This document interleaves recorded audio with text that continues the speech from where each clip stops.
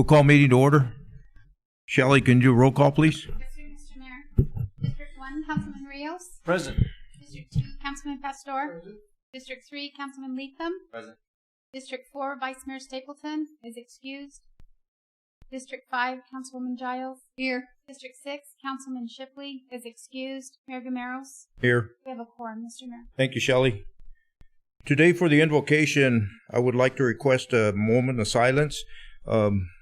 One of our icons, Globe Miami icons, died here this past week, and that was Coach Cherry Roberts at the age of 83. She was a teacher and a mentor and a coach for 53 years. She coached both volleyball, tennis, and badminton. She had 10 years of undefeated seasons and 10 state championships in volleyball. In tennis, she had 22 state championships, and at one time had a 367-0 record in matches. She is inducted into the National Hall of Fame, the Arizona Hall of Fame, and the Arizona Association of Volleyball Hall of Fame. A great loss to the Miami program, and at age 83 was still coaching and teaching at Miami High School. So if we could have a moment of silence, please.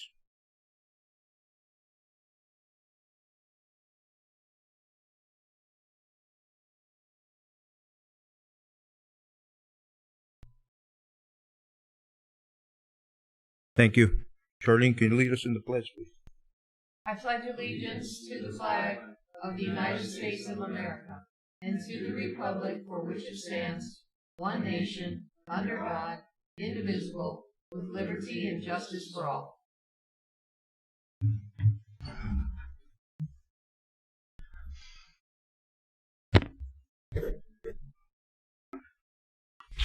We'll go to council reports, and Charlene, we'll start with you. Okay, I'd like to mention that I saw Ed out on the street sweeper, and we're glad that he's out sweeping the streets. He did downtown and some of the side streets. They look great. And that can't be a fun job with all that dust he's kicking up, but thank you to him. I've seen quite often in the last couple of weeks the work going on over there at the library too, so I'd just like to call out Adria, Mary Helen, and Effie. They're working really hard with the contractors, and the library's just been in an uproar. And they're also doing a proper inventory, which I guess hasn't been done for years, so that's important that we can have all this computerized and have it all correct. Anthony and Joel are still disinfecting all the parks and restrooms and the playground equipment. Thank you to them for diligently doing that. And there were some notices that were given out, hand delivered to each resident on all the roads that are going to have some paving improvements in the next couple weeks. That'll do a lot of good to give people a 2-week ahead notice. So that's all I have. Thank you, Charlene. Freddie? Thank you, Mayor. I just want to continue some well wishes to everybody out there, all of our public works, police, fire, during this pandemic. As we all know, you have to be out there no matter what because of the essential service you provide. But I just want to wish everybody a good, safe health as we navigate through this. Thank you. Thank you, Freddie. Mike? Mr. Mayor, nothing much. Hunkered down and just hanging in there. So good luck there. But by the way, I do want to say Christie's building sure looks good. Christie Cothran's building. It really looks good. I noticed it I don't come downtown very much anymore either. I noticed it the other day, and it was really nice. Beautiful. Great. That's Thank you, all I Mike. have. Thank you, Mike. Jesse? Mayor. The only thing I have to report is at our last Chamber of Commerce meeting, the board did decide that the chamber will reopen to the public, happening June 15th, and they are looking at opening every Saturday from certain hours. So I'll be happy when that starts up. So thank you, Mayor. Great. Thank you, Jesse. I too want to extend health and well-being to all our staff, police, fire, public works. You know, as the numbers continue to rise in Arizona and in the community, just be safe out there and take care of yourselves. The census, remember, is still ongoing. We continue to want to encourage people to fill out their census application. As we return to normal and opening up our community, this money will come back to us and help us out in that process. I mean, everybody that fills out the census, everybody we get counted for counts, and we get that revenue to our city. So it's very important. So it'll help us financially for the next 10 years. And Pete Gardia, I had a conversation with him. Sunday is Flag Day. So at the Elks, they will be having Flag Day ceremonies. It'll be at 10 o'clock. And what they're encouraging people to do if they want to come by as they do the ceremonies, just to drive by. You can decorate your vehicle, your side-by-side or whatever, and come by and just at least acknowledge that they had that there. They're not going to have any gathering like they used to, they have in the past, but they're asking people to just drive by and acknowledge the flag that day. And that'll be up at the Alps on South Street, right behind the winery. What time would that be? 10 o'clock. 10 o'clock on Saturday. On Sunday. Sunday, I'm sorry, the 14th. I'm sorry, Sunday the 14th, Sunday. yes. And that's all I had. Paul? Mr. Mayor, members of council, thank you. I think other than the excitement of having back-to-back budget meetings every week, which is, I apologize for the lateness on the package. We'll talk more about that. I think the message here is we're staying the course. We're still meeting, make sure that everybody is safe and going well during the as we experience what we're experiencing now in cases. Stay the course. We found our sweet point in staffing and location and commitment to making those changes, wearing the mask, doing what needs to be done. And so this is not the time to lighten up. I don't see the city even be willing to contemplate making any changes and opening up any additional areas or bringing back any people until after the 4th of July.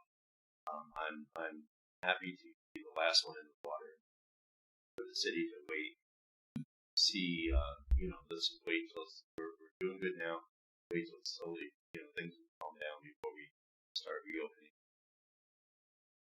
But other than that, Mr. Mayor, that's all. Thank you, Paul.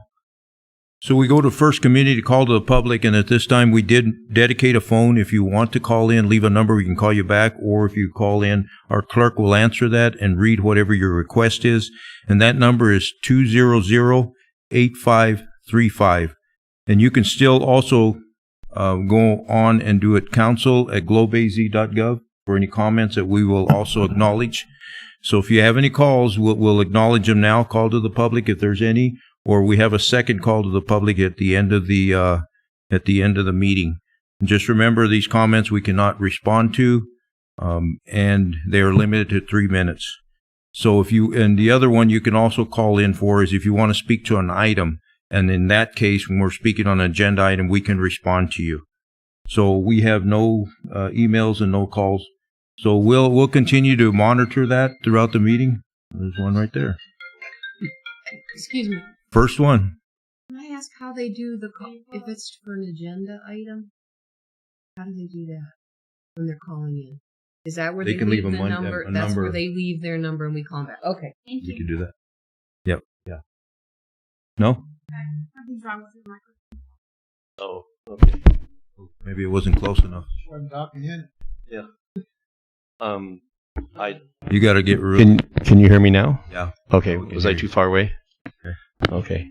Yeah, that was a good question too on the agenda item. If you want to call in, or if you want to call in early and just leave a message on the number, and we can call you back when that item comes up. So if we have none, our next item is special presentations. I would request from council if you are okay with allowing me to move up a late agenda item that was put on the in the last 24 hours.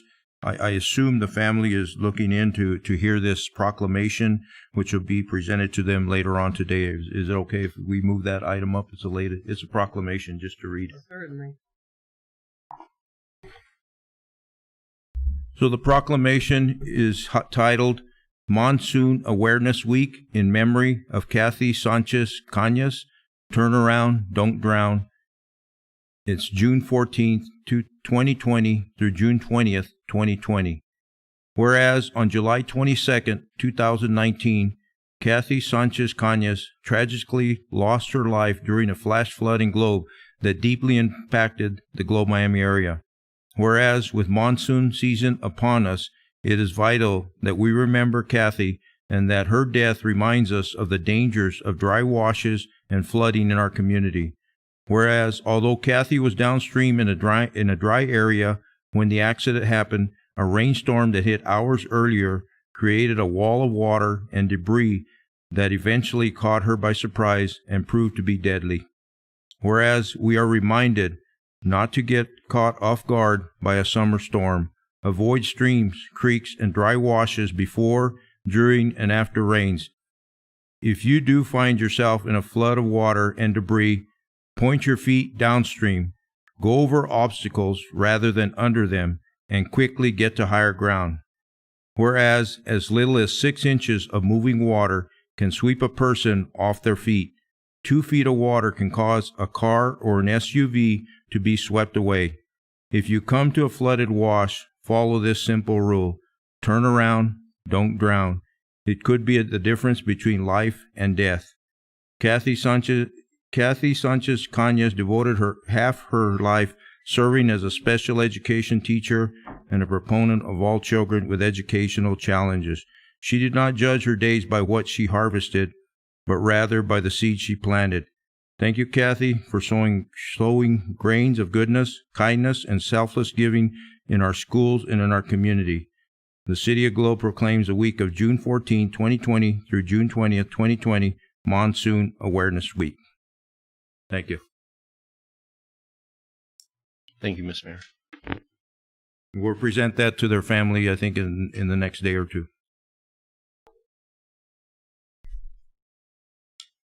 So we'll go back to special presentations, and item 3A is presentation to council highlighting possible budgetary impact of the City of Globe 2019-2020 Strategic Action Plan. Paul.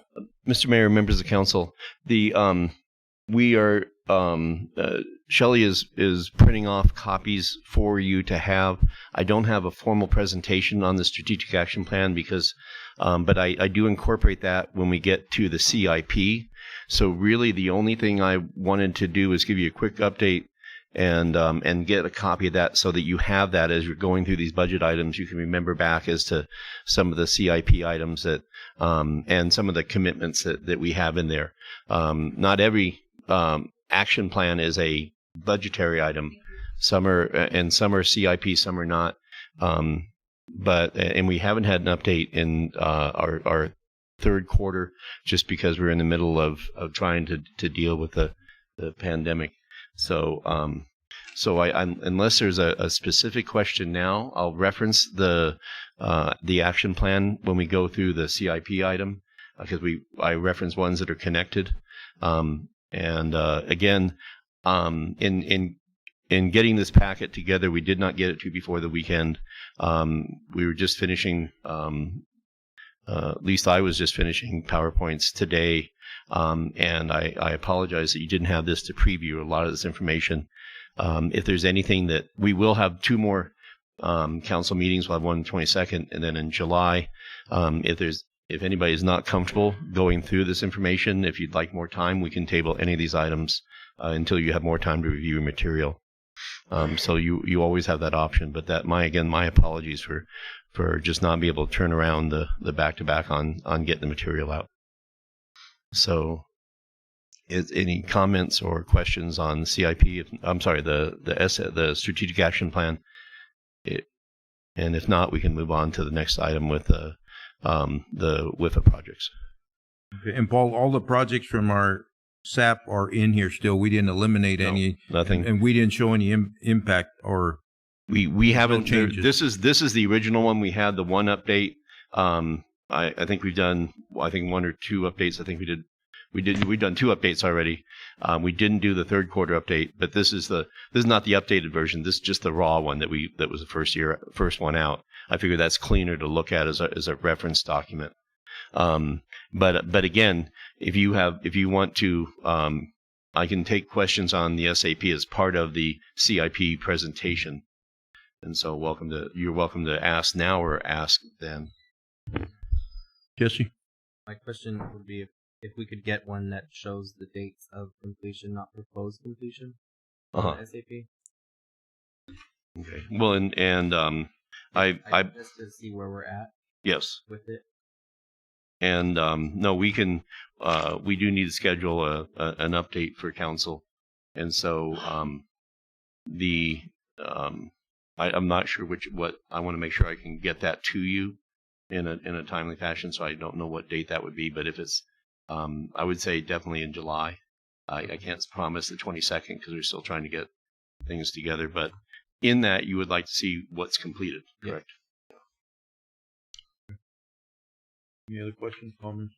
And you're going to be covering some of these projects and stuff during the presentation on the CIP section today? Just the fact that they're a reference. We're budgeting things that are referenced in the CIP, and so we want to make sure. Yeah, we can bring it back. Yes, and you can bring it back on the 23rd if there's specifics. Like, hey, you know, I'm happy for you all to look over it, make sure we didn't miss anything, you know. But did we include this in there? Do we have the money for that? You know, that kind of thing. Hopefully everybody can hear me okay. Yeah, we can hear you there. Any comments on the phone or email? Okay. So we'll go to item 3B, and this is presentation to council reviewing and prioritizing City of Globe list of potential water infrastructure financing authority, WIFA. Jerry. Mayor, members of council, nice to be before you again. You know, with all the struggles that we've had over the last few months with the pandemic, the one thing looking forward we don't want to have trouble with is our potential projects going ahead. And so staff has put together a wish list and possibilities for funding those projects. So let's see if I can do this. Yeah, okay. So our first one has to do with water lines, water line replacement. What we did is Dave and John and I and Vince all put together this list on some of the lines that are giving us the most trouble within the city. You know, we have one particular line that we have more joints on it than pipe, don't you think, Dave? Out there in Wallam. So I think we have a patch on it every 5 feet. So we've put together those type of lists, and the first list shows the top 8 projects. And as we go through this, these, by the way, are all WIFA eligible. But we think on these particular ones on the water that we should be funding them out of the fund balance and catch up on the sewer side because we haven't done anything with the sewer infrastructure. So we would like to propose that this year. But these are all WIFA eligible.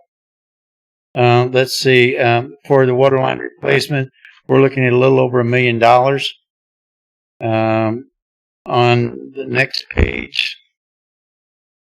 we're talking about the water facilities. This has to do with our pumps, our boosters, our tanks, our wells, our current pump stations, and so forth.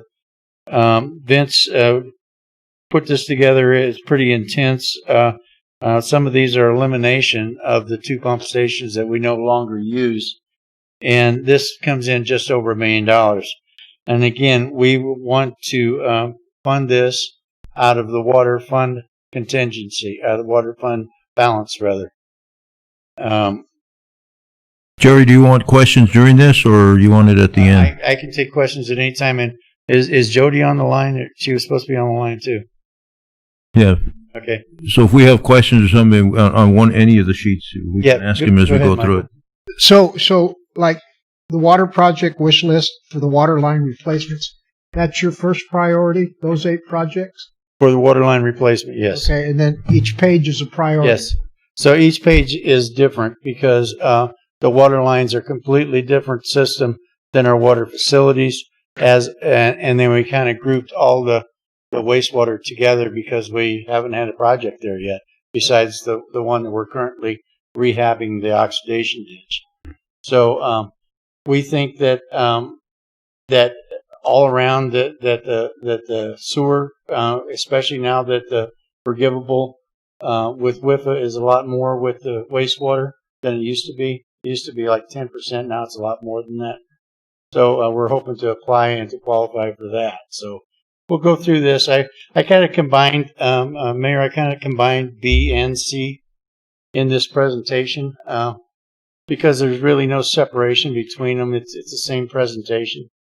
So, hi, Jody. There she is. Darlene has a question. Hi, Jody. So the first 2 pages, you're looking at roughly $2.1 million for all of the items that are line replacement. Yes. So what is feasible to do and fund? So I would like to make sure that that these 3 get replaced within the next 3 years. I'm thinking like $750,000 a year towards these projects in the water, taken directly out of the fund balance, and focus over the next 3 years. Even if we get WIFA money, excuse me, even if we get WIFA money this year for the wastewater, it's going to be over a year before we get those projects going because of design and so forth. So you want to earmark 3 years of $750,000 increments for 3 years to complete. And I went over that with the city manager today, and we. Did he cry? Yeah, a little bit. But, so I had to do this a little bit. So I don't like the seating arrangement. You're the disadvantage. So, no, but Paul understands too that that's what that fund balance is for, is to implement some of these infrastructure upgrades. So and the WIFA money that we could get could be used for these. That's why I wanted to make sure that council knew this is a good use for it. But with the money we're going to be able to borrow, if we decide to do that, I think it's better used in wastewater. We're not going to be able to borrow enough to do both unless you vote in a crazy raise. So what's the balance in the water fund account? It's somewhere around 10 million, and that includes I believe that includes the securing future water. Is that right, Jody? It includes the securing future water as well. It does. Yes. You're muted. Jody, I think your microphone's muted. Okay, so Jeannie says it does. But those are limited funds, what we can use them for. But that money can be used to do these projects. But I just wanted to let you know that so could WIFA if that's what you decided to do. I mean, if you decided to put in a higher rate increase and go for more WIFA money, we could do that too. I just, as we go through this, I'll show you my recommendations. But just to clarify, there is $10 million available in that fund, and we have roughly half of it spoken for future water. Yeah, so roughly half. So there's more than enough to pay this $2.1 million. There is, but I would not recommend paying it all at once. I understand. So you want to do it over a 3-year plan. So that way, we don't. I mean, seriously, if we have a well go down, it's $3 million. So if we have 2 wells goes down, it's $6 million. So we don't want to get ourselves in that situation, to where we have to go out and borrow money just to put in a well. So I just caution that we spend that fund balance other than doing yearly. This year I want to start a well maintenance program, but I want to use the securing future water funds to do that because it falls within that privy. So we need to be smarter with the money that we've got, and I think this is one of the ways we can be. But right now our sewer system infrastructure is worse than our water system infrastructure. So I need to address that as your public works director. So Where am I at? Water. So, Mr. Mayor, members of council, Councilwoman Giles, we're trying to find the balance because we do have a healthy fund balance. Everything you borrow against WIFA helps build that. You have to have an ongoing revenue stream to make sure you can meet that. So a lot of these lower level projects, it's much wiser to pay for them out of our fund balance and save for the significant projects those possible WIFA loans. I would say that on both the first two wish lists, unless we hear otherwise from council, we will bring forward as many of those as we think we can get done this year. The other conversation that we'll have is prioritizing this is whether we're going to do them in-house or contract out. If we have the money and we don't have the manpower, it's easier to contract out depending on some things. Some things are better done in-house because of some of the nuances and we know the areas. And so we're going to have those conversations as to who does them, and then and that is how fast. We just don't want to. I don't want to see us put a lot of projects in this year's CIP budget that we just can't get done. And so but be if realistic. the water and sewer department had a mini excavator, they could get a lot of this done themselves. So I can answer. No, they could. You got to have a mini to get in. I can answer that. There are some areas that the mini excavator does make it safer. Does make it better to get down the right of ways. We don't have to acquire temporary easements and so forth. And that is an item that I might have mentioned once or twice in the CIP discussions. Paul's rolling his eyes, just so you know. Is that on the list? You can't see that. Yeah. That's not on this. A mini excavator is not WIFA eligible. Because if it was, it would be on there. That changes the whole subject. Yeah. But it is on the CIP that you'll hear about later. But really and truly, a mini excavator is this wide. That's another subject for another time. Let's. Yeah, no, that'll be there. We will. Yes. Okay. That will be covered in the direct CIP department. So if I may, I really want to hit this. What am I doing wrong here? Just a question on one of your items, Jerry, on the Crestwood booster elimination. Is there a reason why you're eliminating the booster there? The Crestwood booster, we don't use. You don't use it. Everything is run through Crestline now. Okay. Crestwood is out towards Kitty and Jody's house, and we don't use it anymore. I probably would not eliminate Apache thus far. I probably would leave that out there just until we figure out what we're going to do in the fairground area, because there's no sense in eliminating and then have to build it back. So it would be easier to upgrade it than it would be to eliminate it. Do you agree, Dave? So we've taken that, and even though that needs to be done, we've taken it and moved it to the bottom of the list. Sure. So ready? Jerry, are some of these projects continuations of previous projects, or will there be continuations of some of these projects? Because I see, 1,000 feet here, things like that. Do you anticipate expanding the project? So we did not want to overwhelm you. If we put everything that needed to be done on here, we're talking $20-30 million. So what we did was we put the top 10 on here, and we eliminated 2 that weren't WIFA eligible. And so that's how we came up with this list. Dave and Paul Hendricks and Vince and John and I got our heads together and figured out where we were spending the most money on repairs and what would be best for the city to do to save money in the long run.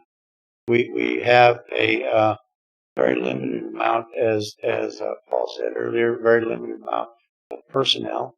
And even though our personnel, I would stack them up against anybody as far as performing what they do. If we're putting in 1,000 foot of pipe on a project, and we get a water break across town where we've got 100 customers out of water, we got to pull off because we don't have the second crew. We have 4 people that do this work. Maybe I didn't ask my question right. The projects, they're not manpower? Are there anticipated continuations of some of these projects? Would you build onto phase 1, phase 2, phase 3? Okay, maybe I can answer it better this way then. these projects are the worst of the worst, and we have them on the GIS as being that way, and then we have the level 2, level 3, and so forth. But they do hook onto these projects. So I know the one we have in the WIFA right now on Wallaman, we've been on that for what, 3 years now, something like that. 3 years we've been trying to get it done. So And there are continuations. They're all continuations. Okay. All right. You know, it's if you look at the ones that aren't continuations, they usually got new asphalt over the top of them. So Okay. so because we like to pave them as soon as we get the water and the sewage taken care of underneath. Jerry, your PRVs, is that adding more, or is that just in continuation of replacing more old No, ones? it's adding two more. Two more PRVs. Two more. We have an area that's over in the area where the Bonita booster is going. That will need a PRV system. Huh? Haskins. Huh? Okay. I'm being corrected here. Bonita and one at Haskins. So, but when we did the original studies about the pressure systems throughout the city, there was one more series that we needed. But before we build the Bonita booster station, the pressure would be too low to build those PRVs in. So that's why we're waiting till after that is done to implement the third phase of the PRVs. So anybody that's watching that doesn't know what a PRV means, it means pressure relief valve. I don't know what a GIS is. What is that? You used that 3 sentences ago, and I don't know what that stands for. It's a way of mapping, but what's the acronym? Global Geographical Information System. Okay. Thank you. So, but we've upgraded our GIS system now to include our new work order sheets. We've upgraded them. We're putting striping and signage on that. So we're getting layers upon layers in our GIS. So we can go to our maps and pull up just about any information. And we're trying to. We just bought what's the thing called a Bad Elf? Bad Elf. It's a locator. It's a GIS locator that we can take data and take it right back and put it into our mapping system. So anytime we have a water break, or this is how we come up with a lot of these lists here. Anytime we have a water repair or a sewer repair, well, we take a GIS on it and we take it back in and we note it as being repaired on such and such date. So it's right into our layered system. So this was, I think this is, John, don't you think this has been a work in progress probably for 4 or 5 years now? Yeah, so, and before I even got here, Matt Rencher was working on it. This next list is an important list. I'm going to take some time and go through it. The sewer study that we're talking about is an actual video study of all of our sewer system. It is the condition and capacity of our sewer system. So in other words, we would have somebody put a camera in every single sewer line, every manhole. We would map it all out, get the condition, and so forth. And why do we need this? One, we need to know where to spend our money wisely. But two, we need to know all this information for economic development. We're not going to develop an area smartly unless we know what capacity of infrastructure can be run to that area.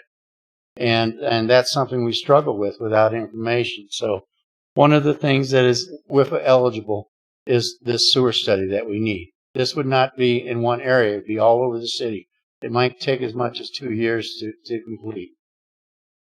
So the second one is a dechlorination shack.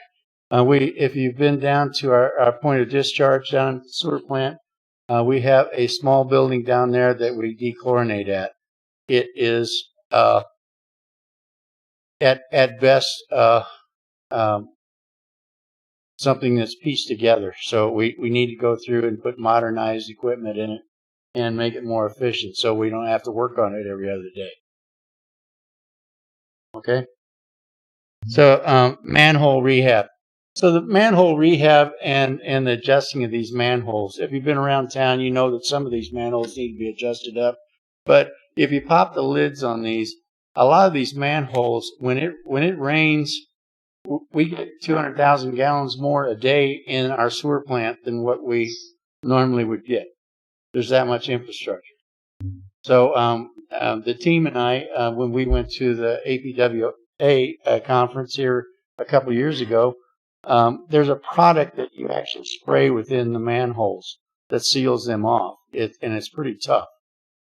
That's why I call it a tough coat, I think is what it's called. But anyway, it's a product that would cost maybe $1,000 a manhole or $1,500 a manhole, opposed to $12,000 pulling that manhole out and replacing it. So, we need to evaluate where we can do this and where we actually have to put new manholes in and so forth. So our manhole project is very important to us because of the infrastructure or the infiltration that we're getting right there. And then we have a couple of sewer line replacements, actually 3 of them. And number 8 is our common line is WIFA eligible to get rid of some of the safety issues that we have. I believe that hitting these $50,000, $60,000 at a time is not the way to do this. I think we should get a program and get the money for it and go out and eliminate it and figure out exactly what we have. We're going to do that by number 1. The sewer study is going to tell us where all the common lines are, and we can go out. We can make a list of these and have an organized program to go out and replace these and do it over maybe a 2-year period. But we don't have to worry about the extra money every year put in the budget. We can just go out and get it done. I think we can make a heck of a stab at this for the money that I put in here, which is $675,000. Is that WIFA eligible? Yeah, it's WIFA eligible, mainly because it's a safety issue. If you get a backup in somebody's house, if you get a backup in somebody's yard, it falls on that safety side of WIFA. So, and then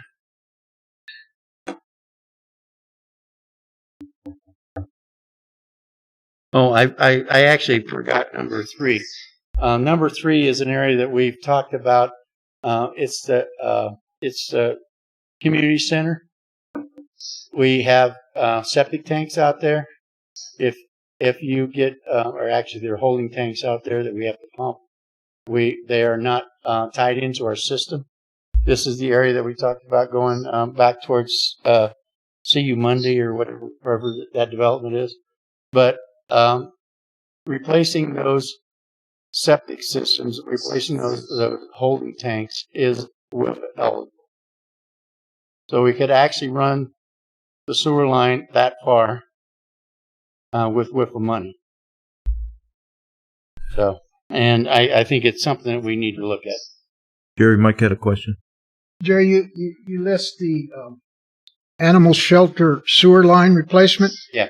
Now, with the county building that new animal shelter, we have, this is just where the old animal shelter is. We have continuous sewer problems out there. It needs to be replaced. But we're going to be getting rid of that eventually, aren't we? Yeah, but it also has people tied into it. Oh, okay. So right, Dave? Yeah. So it has other people tied into it. Yes. So we can't take a resident off of the line. So, I understand. I didn't know that there were residents. Yeah, it's not just that, but that would be eventually that would be something that we could we'll talk about capping later on. Where does the sewer line end in relevance to the community center? At our yard. So at our yard, does it go down? It goes. Okay. So right there in front of Canyon Fire, then. So, but it would take some effort to put that up the hill, but it would also make it an area where other people could tie onto it. So the future development is not eligible. What would it take to get the residents on Upper Yuma Street onto the city sewage? There's about 10 units. We looked at that once before, and I think it was up around 800,000 and something like that. And it was pretty intense. There would have to be one pump station, I believe, and that would be a ongoing maintenance as well. So, we did do a study on that once before. It was the then council decided that it wasn't feasible to do that for that few houses. If you could find that. Yeah, I'll ask Larry Hanson when we get back into, because he's the one that did it. Right, thank you. And Mr. Mayor, members of council, Councilman Leatham, I need to look into it. I believe there would be a gift clause problem in doing that. If it's a cluster of residents. Because it would be, and I'd have to.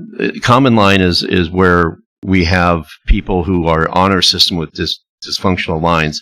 These people are not in our system. They live in the city, but they're not. They would deliver water to them, but they're not in the sewer system, and so they're not a customer that we would want to.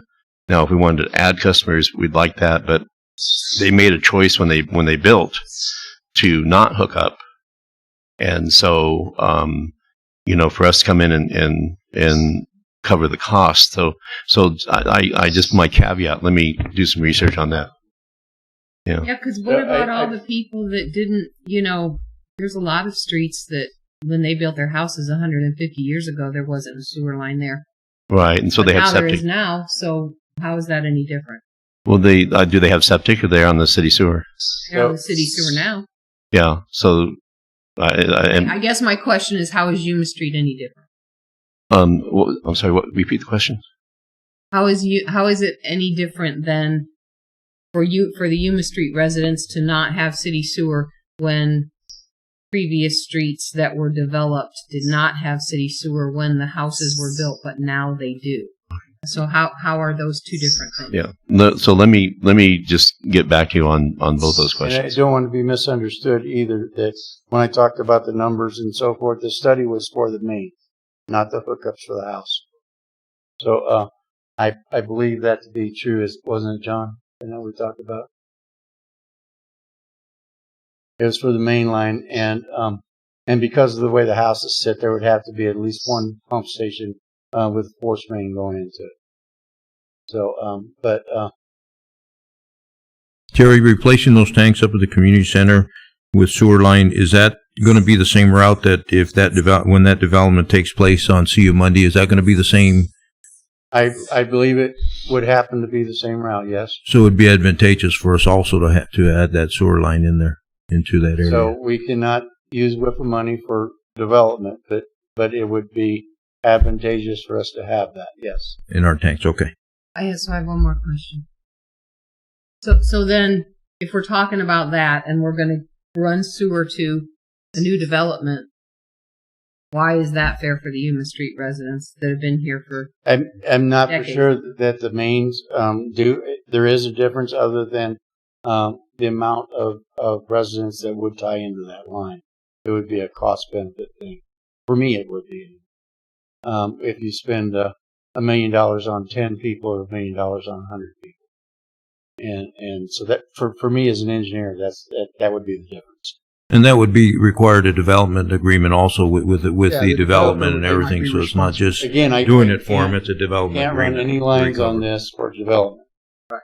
So, but part of what we talked about in order to get the development later on would tie into these lines. And Mr. Mayor, members of the council, the other thing I'll bring back on the Yuma Street is the same scenario. If we bring them into the sewer system over 20 years, what would be the advantage to the city? And would that offset? I just think the offset is going to be really high. I don't, and it was Jerry's talking about the number of connections versus the cost to do the connection. So we can definitely run the numbers, Councilman. And give you a definitive answer on the attorney or on the legality. So the last two items on this list have to do with the wastewater treatment plant itself. which is the chlorine contact chamber. Vince, you want to say anything on that? That's the item you added right at the end.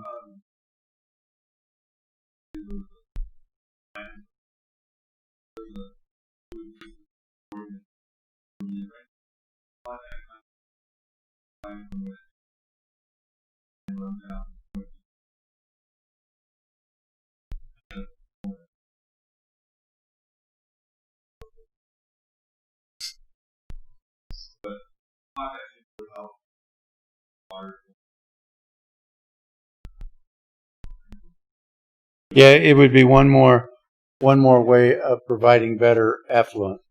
And then the last one, number 10, is and reason we put it in number 10, it's a filtration system that would bring our effluent from a B, Class B effluent up to an A effluent.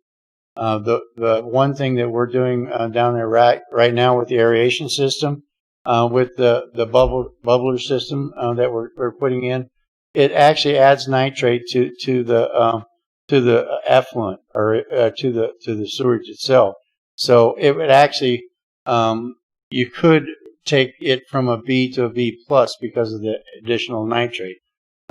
This would be a way for us to provide A plus effluent. If we decided to do that, we would probably want to talk to Freeport and see if that was more valuable to them. And that's as high as you can get as the A plus effluent. So there might be a dollar value in there. So these are the areas that I would like to cover first, and would like to acquire a whiff of money to do that. So let me go to the next page. Jerry, 3.2 million. What do you feel that would be a forgivable on 3.2 million, or is it just depend on? It depends on our application.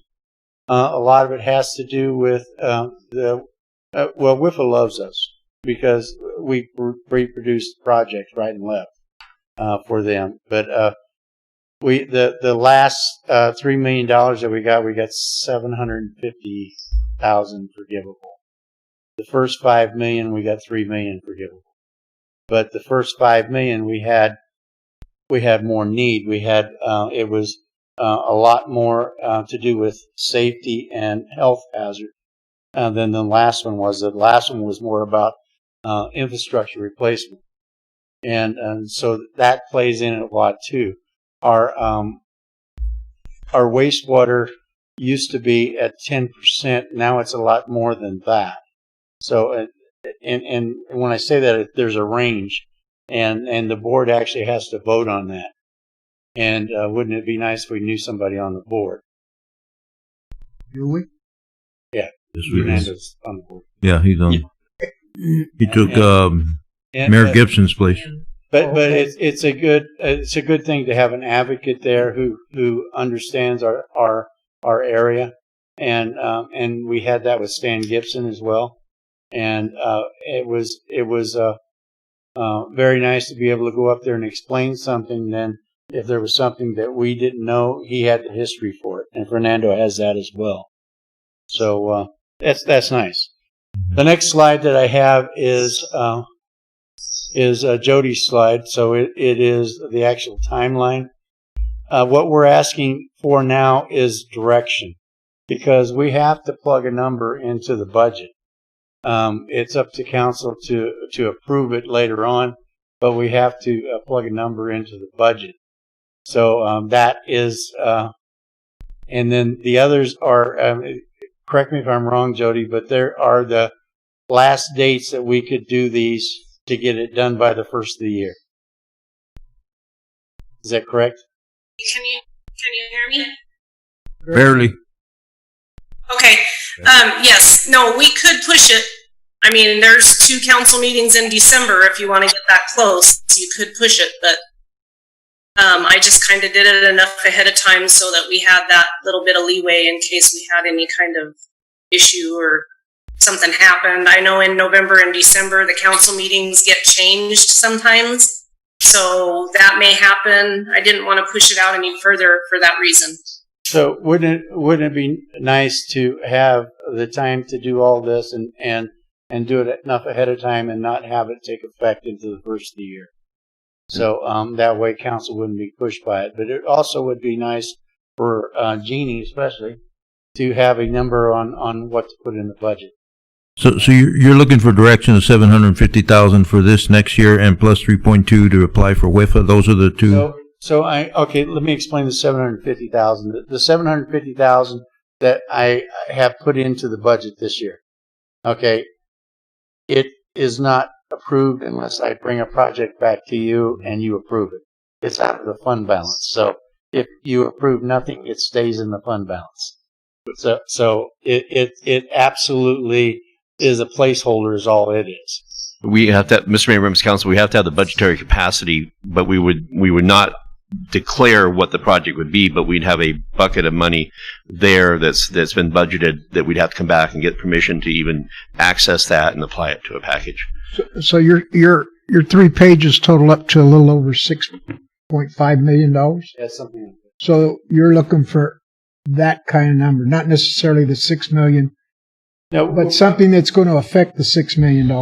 We'll probably budget in $750 this year out of the fund balance of water and $750 out of the fund balance for sewer. And then the $3 million for... And then we would bring back to council any project we felt should be used out of that money. And and that way it gives you complete control over that $1.5 million. And in other words, if for instance, if we decided to use some of this to hook onto this WIFA sewer, to go into a development or something like that, we would bring that project back to you for approval. If we decided to build a new water tank out of something, it would be more like these projects on the list, though. If we decided to do one of those, we would bring that back to you and ask permission to go forward with it. So there's really, in the 750 and the 750, there's really no loss of control there. It's just a placeholder. Okay. But now, but what we are asking council for is a direction on where you would like to see the rate increase, if any. So we would have WIFA capacity to move forward with the wastewater. We do not have the money in wastewater to fund this out of wastewater. So we don't have the fund balance to unless we drain it completely dry.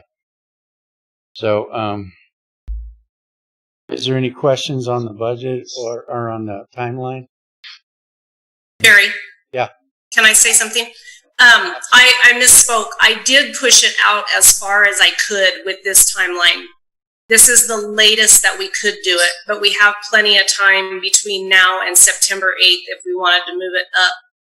There has to be 30 days between the second read and approval from council before we start the actual rate increase. There has to be 30 days, and we have to start the rate increase on the 1st of the month. Yeah, So we could I did push it out as far as I possibly could. 60 days out and make it effective on certain date. Correct? So instead of November, you could pass it in October, making it effective on January the 1st. That's correct. We could move it up, but we can't push it out any further. That's what I thought. And Mr. Mayor, members of council, we had talked about if any fee increase should hit on the like say postpone that to the 6 months to make sure that we're through the pandemic and hopefully the economy is doing better, people are doing better. So we wouldn't want to do that any sooner, I think, than that January. And we probably would not make application until this fall for the WIFA money as well. And with this already started for a rate increase, it would apply as well. So, Jerry, in order to receive that WIFA or be eligible, we got to maintain that ratio, right? yeah, I got a couple slides on that later on. Okay, good. Okay. There, Ready, go ahead. Jerry, when you apply for WIFA, are you required to give specific projects like you are here today? We are. And are you required to give a summary of how and why the cost versus benefits Yes. so that they can is there a chance that we could get some of that information so that we could review it? Not because we want to make a decision, but if a constituent comes to me and says, "Well, you got a sheet that says there's 10 projects. How do you justify it?" So I want to be able to answer that. we have not done that intense of work yet because we're not at the point. We don't qualify for this kind of money right now. If the council decides this is what we want to do, then we'll be glad to put the engineers on it to get it done. And we'll be glad to send it through council before we make applications. Okay, so there'll be a point in time when that can be available. Yeah, so we will run it through the same as we did the last time and show you the project, show you the cost benefits on those projects. Right.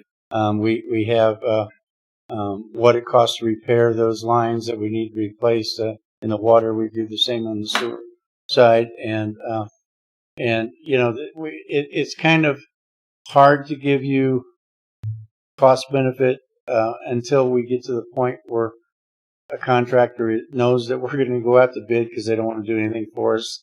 Up to that point, you're in the business, Right, and maybe cost versus benefit is not the right word, but maybe just the benefits of doing the project. We can give you a history of the project. We can give you an estimated cost of the project and our feelings on why it would benefit. Right. That would be the cheapest way of doing it, rather than paying somebody to do it. Good. Well, I've said it before in previous meetings. I'm not against infrastructure upgrades, but I would really like to keep, especially because we're hitting our taxpayers for this, that we really try and separate wants versus needs.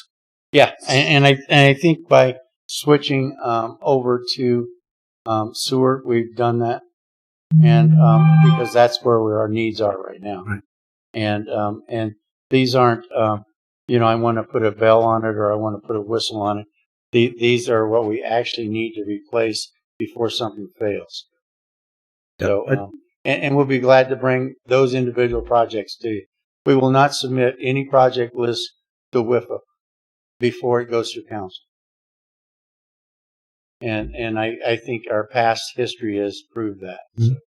So when we submit to WIFA, we are submitting these projects and these alternate projects. And that's the way we submit to them. In case the money is good over here and we have some left over, then we go into our alternate. Okay. Just one follow-up, Paul. This is more for you because you're the city manager, but and you and I have had conversations about this in the past, but my biggest concern is continuing to use WIFA money, even though it's a benefit because of the forgivables, but we want to be able to finance these because we're looking at long-term financing, right? 20 years plus for each WIFA acquired loan. So I just don't want us to lose focus on that. I mean, it's nice to talk about forgivables. I get that, but the other part of the WIFA loan is it's a loan, and we've got to be able to pay that back. And that, Councilman Rios, that's why it makes more sense on the water side to go out of the fund balances. Yep. Pay as you go. Mr. Mayor, members of council, to Councilman Rios' question, we always are trying to balance that. We do have a decent fund balance, so we can buy down those projects and get down to the stuff that really is the big chunks that we need to do. But yeah, you got to look at some point. The non-forgivable needs to be paid off, and so we need to make sure that we don't overcapacity ourselves on that and get ourselves too deep into debt. Okay. I'm not anti upgrade, okay? We just have to watch out for all those other intangibles that we have to sacrifice to get these. I do think that Jerry has little forgivable dollar signs painted on the side of his pickup truck for how much forgivable he does. Those forgivables what bought that pickup truck. So no, and to go even one step further, Councilman Rios, the loans that will be paid off, we need to make sure that we have a restricted fund for those funds to be put back into the system for system upgrades. That's my opinion.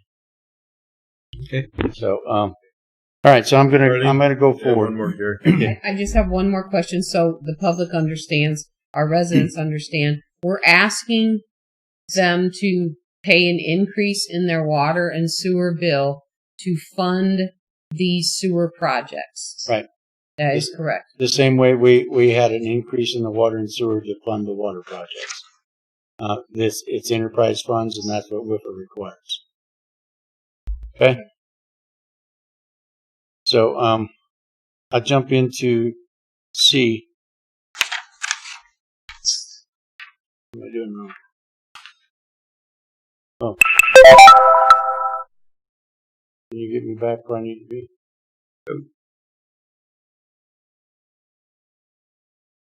Right here. Okay, so this is based on city residential on 15,000 gallons usage per month. I projected this out like you asked me to, from 0% increase all the way up through 13.9, which takes us over 2. So what's really to note about this is when you increase the rate, the coverage comes up with it as well, which is a calculation of expenditures versus revenue. And then when that coverage comes up, our capacity, our loan capacity amount comes up with it. And that's the last column out there. The other is kind of a lot of information that Jody said I couldn't calculate, so I had to. I have a question. So what's the average usage per month, Jerry? Jody, are you still there? Yes, I'm here. Okay, and we figured the average usage about 15,000 gallons. Is that? That's what we always base our rate increases, just as a base, just to figure what the difference in the bill would be. Is that? Well, where's that $15,000 figure coming from? Is that average or low or high or what? That's a little bit high. The average is somewhere around 11,200 gallons per household per month. So it is slightly high. So it's a little high. It's the numbers where it says difference. I don't know.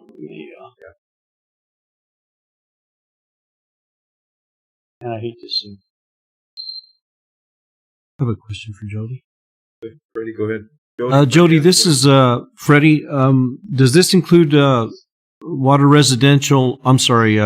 commercial and industrial as well? No, it does not. This is residential. Back one side. Only that we are showing.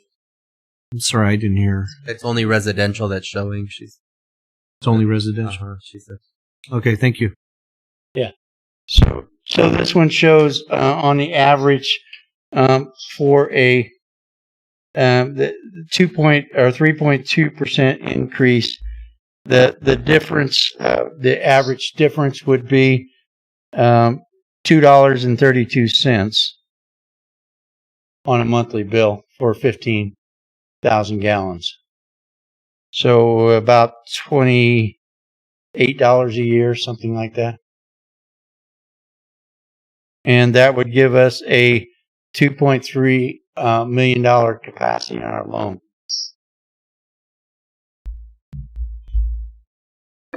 Okay, so I highlighted this slide because staff would like to recommend council consider one of these two. Either a 3.2% increase, which would give us a $2.3 million capacity, which means we could do a large chunk of the work that we anticipate, or 5%, which the difference would be in the monthly bill of $3.63, or approximately $44 a year, and that would give us a $3.4 million capacity. that's our recommendation. One of those two. If the other question is if we don't want to do any WIFA work this year, then I would recommend we don't put an increase in at all. So in order to get your 3.2 million request that you have, we'd have to do the 5%. Or if we do part of it and come back with a 1.8 in the following year or something? Yeah. So, and we would have to recalculate for next year and see what it was. But I think we're getting to the point where Councilman Rios is right. We need to make sure that we get what we need to do, the worst of it, and then try to fund it out of our fund balances. But, we have some of our loans that are real close to being paid off. 2004 will be paid off after 20 years. So that's coming up too. And I just think it's important to make sure we redirect the money that we're paying on these loans into a maintenance program. We raised the rates for a reason. Let's not forget that and bankroll it. Let's spend it back out there in the field. I totally agree with that concept. I'm a firm believer that if we're going to raise any kind of rate, we better show our community what we're doing with that instead of just bankrolling it. We've got to put it right back out into the infrastructure or into the streets or into a building, whatever it is that benefits the community. So, But when I originally looked at this, Councilman, I talked to Greg Sports and Paul and some of the other people. I thought really we needed a high raise on this because we haven't raised it in a while, and we needed to get up above a 2.0 coverage. I do not believe that to be true right now. I think we should do as you say, fund the projects that we know we need, and do that, and then figure out where we're at from there. If we need to do some more projects 4 years from now, then talk about what we need to do. Maybe our loan will be paid off and we won't have to do anything. Right. 9 years? Okay, 9 years. But even so, we need to reevaluate. I don't believe that we need a $9 million loan. So I would recommend, as my staff does, either a 3.2% raise to get most of it, or a 5% raise, 5.0. Mike? When was the last time there was a rate increase on the water and sewer? It was. was that 2-3 years ago, somewhere in there? I think it was 18. October 1st, 2018. 2018. Okay. And it was a small one then, I believe. I think six was Jody, was 16 the larger one? We didn't. Yes, that was larger than the 18. The 18 was only 2.5%, I believe. So I think that we're going to struggle without an increase to maintain the 1.2% coverage. If we lose any revenue and with the COVID pandemic, we will drop below the 1.2. I believe that we can maintain with the 5%, especially, we can maintain what we need and still be eligible for over a $3 million loan. And hopefully we can get some forgivable there. And the other thing too is we don't have to take out, if they come back and they say, and we apply for a $3 million WIFA loan, and they say, well, you're only going to get $20,000 forgivable. Council can turn it down. I mean, we don't have to take it. So, we can turn it down. If it makes no sense for us to borrow the money rather than take it out of fund balance, we can turn it down. But we've already raised the residents' rates. We have, but that gives us more fund balance to do the jobs too, right, as Councilman Rios is. Right.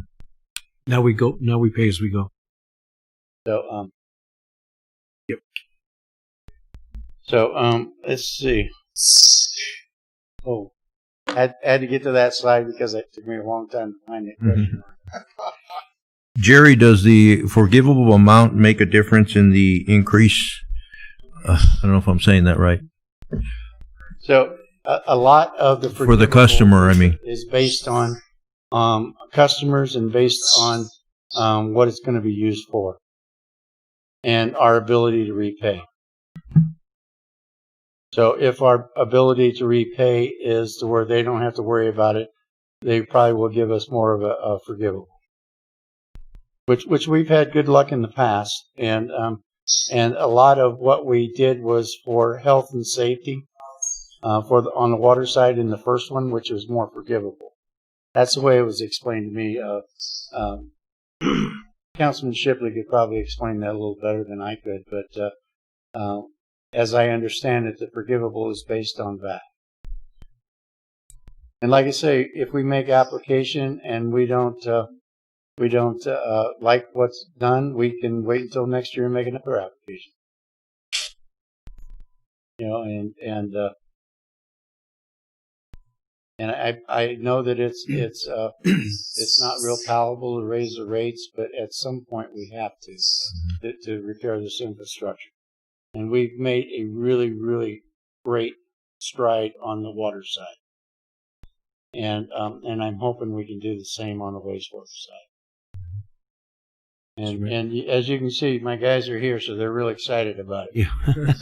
So, they put both John and Dave and Vince have put a lot of effort into this slide presentation tonight.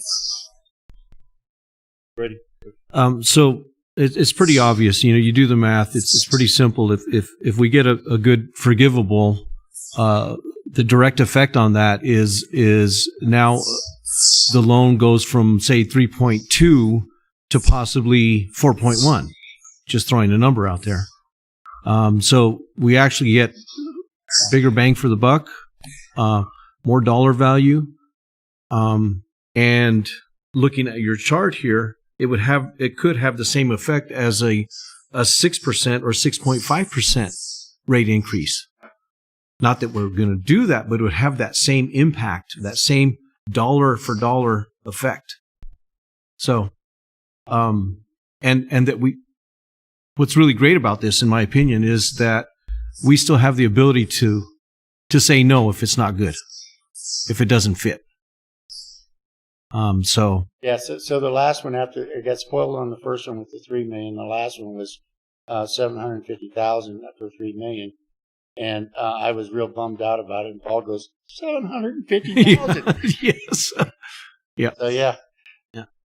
But I thought it would be $1.5 million. Right. I have no more questions. And with this, we're just looking for direction or some opinion on which one. I believe that Jeannie and Paul would like direction on what we're looking at for budgetary reasons. That doesn't mean you can't change your mind, but they would like to at least budget a number in.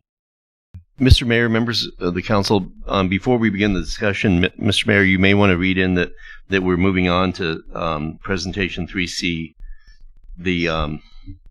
with the direction for to talk about this rate. You've seen the presentation, and now we're going to have this discussion. That's the next step on this one. Yeah, and we kind of merged the presentations together because we all know the fewer presentations, the better. Okay, so before discussing direction is where we're going, so we'll read item C is presentation to review current City of Globe fee structure and direct staff to bring back a slate of possible fee changes to be included in those of intent to increase fees at the next available meeting. And I think we're just, at this point, we're just talking about the one fee, and that would be what we would put in place in preparation for a January 1, 2021 implementation. Whether we're still under the more restrictions economically because of the pandemic, or I'm absolutely sure that if we got to that point, and while it was implemented, we could defer it and defer the implementation. As we get closer to passing that, we can put that date off if it turns out that it's just we end up back in the that shutdown or whatever. yeah. The other question I have, and I don't know if I should ask it or not, the elephant in the room. What about the expanding sewer to the northeast area? And That's not included. I don't see anything in so WIFA money cannot be used for development. Okay. We'd have to do that. So So that would be our nickel instead of. But doing the studies and so forth that lead up to that saves us that much money in engineering fees and gives us a direction to go. So without that study, economic development in any areas is hard to forecast. Okay. So the sewer study would include. It would include every line that we have. Okay. And would study capacity and condition. And so, Mr. Mayor, members of council, on that that idea is to we are having the initial study, the feasibility study in there, and then to find out prices and then build a coalition of partners to leverage. So if we can get, for every dollar we spend, we can get partners to spend an additional $2 or $3. That's the best way to get that done. So it's a joint effort for all the people who benefit from it. Paul, where does funds come in if in this next year that development does happen by the community center? Does that, if when we reach development agreements, where does that money come from? We have in the budget we're building in some additional contingency money, like Jerry talked about, 750. That we have that budgetary capacity. We can come back if we come to an agreement. And bring that back and ask council to move forward with that. I think we're too early in the discussion. We do have a meeting scheduled, I think, on Thursday, but we're not ready to put that directly into the budget. But we're ballparking that and making sure that we have the budgetary capacity to come back to council and say, here is the deal we struck, here is what we're looking at. And this would be the impact, and then we could ask you to move it from contingency into the regular budget. So we're planning ahead for that. So I guess we're to the point where they're looking. We're going to give direction, and I'd like an opinion from each council member to see what they feel is a 3.2 at this time or a 5% increase, so they can have a number to put into the budget. And we'll start with Jesse. I'd like to see the cost of what it would increase for our business residents, businesses downtown, as far as anybody in Globe. I mean, they're nominal increases, so I'd be in favor of a 5% increase to see that forgivable loan. But I'd like to see those numbers. Early? 3.2. Ready? I say for the $1.30 increase from 3 to 5% is marginal in most cases. So I go with 5%. Mike? I would go with 5%, Mr. Mayor. Another question, if we go to 5%, do we have the capability of reducing that 3.2 in the future? I mean, before our final budget, if we decide. You always have the ability the same way to reduce rates, the same way you increase them. I mean, you wouldn't, I mean, we're going to do notice of intent for whatever we do. We could back that down. I'm trying to look at the timeline.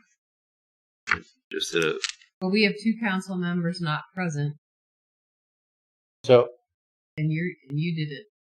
What's your take? Mine would be that we go with a 5%. So do we wait and ask the 2 that aren't present? We have a quorum, don't we? They're not here. Majority here, quorum. We're a quorum right now, Mr. Mayor. Yep. yeah, we would do the notice of intent on 9/9/20. So the other thing that I would throw in, and I haven't talked to Jerry about this, but I would be happy to adopt the stipulation that if we do a 5%, that we do not come back, staff does not return for another increase until July 1 of 2023. And if we do the 5%, we say we're going to live on that. Yeah. I think we're healthy enough for that. Jesse? I said last time when we were going to do a rate increase, if you could put these numbers into their bills when you send them out so that the public know what their bill will be coming January 1. I mean, like the Ready. I mean, just sending out that we're doing a 5% increase to somebody that could be astronomical, but to put it in their actual bill that says you've got the numbers here. Yeah. So just putting it in, I don't know if maybe you could do that. Being in So, the Mr. Mayor, members of council, Councilman Leatham, we have a note area where we can put a generic note into all of them. I don't know that we have the capacity to say this is your current rate and this is going to be your new rate as of. And is Jody still on the? It would be Jody would know. Is she still up there somewhere? Yeah, she's there. Yeah. I don't believe that we are able to do that on an individual basis. We could put the note in the special message section of the bill, letting people know what their increase is going to be, but to give them an exact dollar amount of what the change would be on their particular bill, no. I don't have the capability of doing that. But on the $3.50. So you could put an average then. So Well, if we you could say put like a scale. 12,000 is average, then you could use that as the basis. We do 5 to 10,000 gallons, 10 to 15, 15 to 20. I mean, we could put like a little graph that how many characters. This is like worse than Twitter, isn't it? That little note placed in. There's there's 5 lines and you can put 92 characters on each line or something like that. So we only have 3 tiered rates. So if you did it by a tier, so if you use up to 4,000 gallons, then your bill could change this much. If you use between 4,000 and 25,000, it could be this much. It's going to be based individually on their exact water consumption. So 3 lines. So, if I may, I have some familiarity in these kinds of billings and comments, but yeah, I've gone through it a few times. I think the most common language is based on X amount of gallons. This is the percent.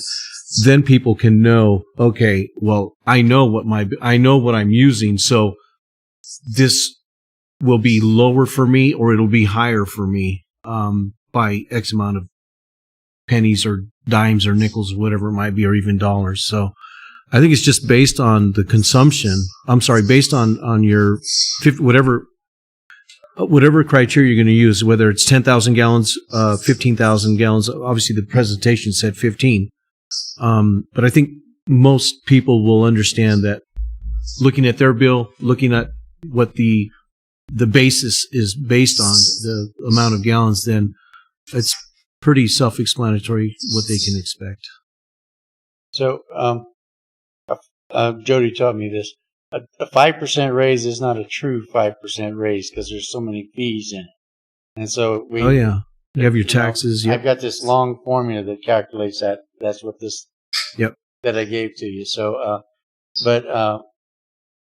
even if you gave them a percentage, that's on the high side. So if their bill was $100 a month and it's 5%, and it's going to be less than $5.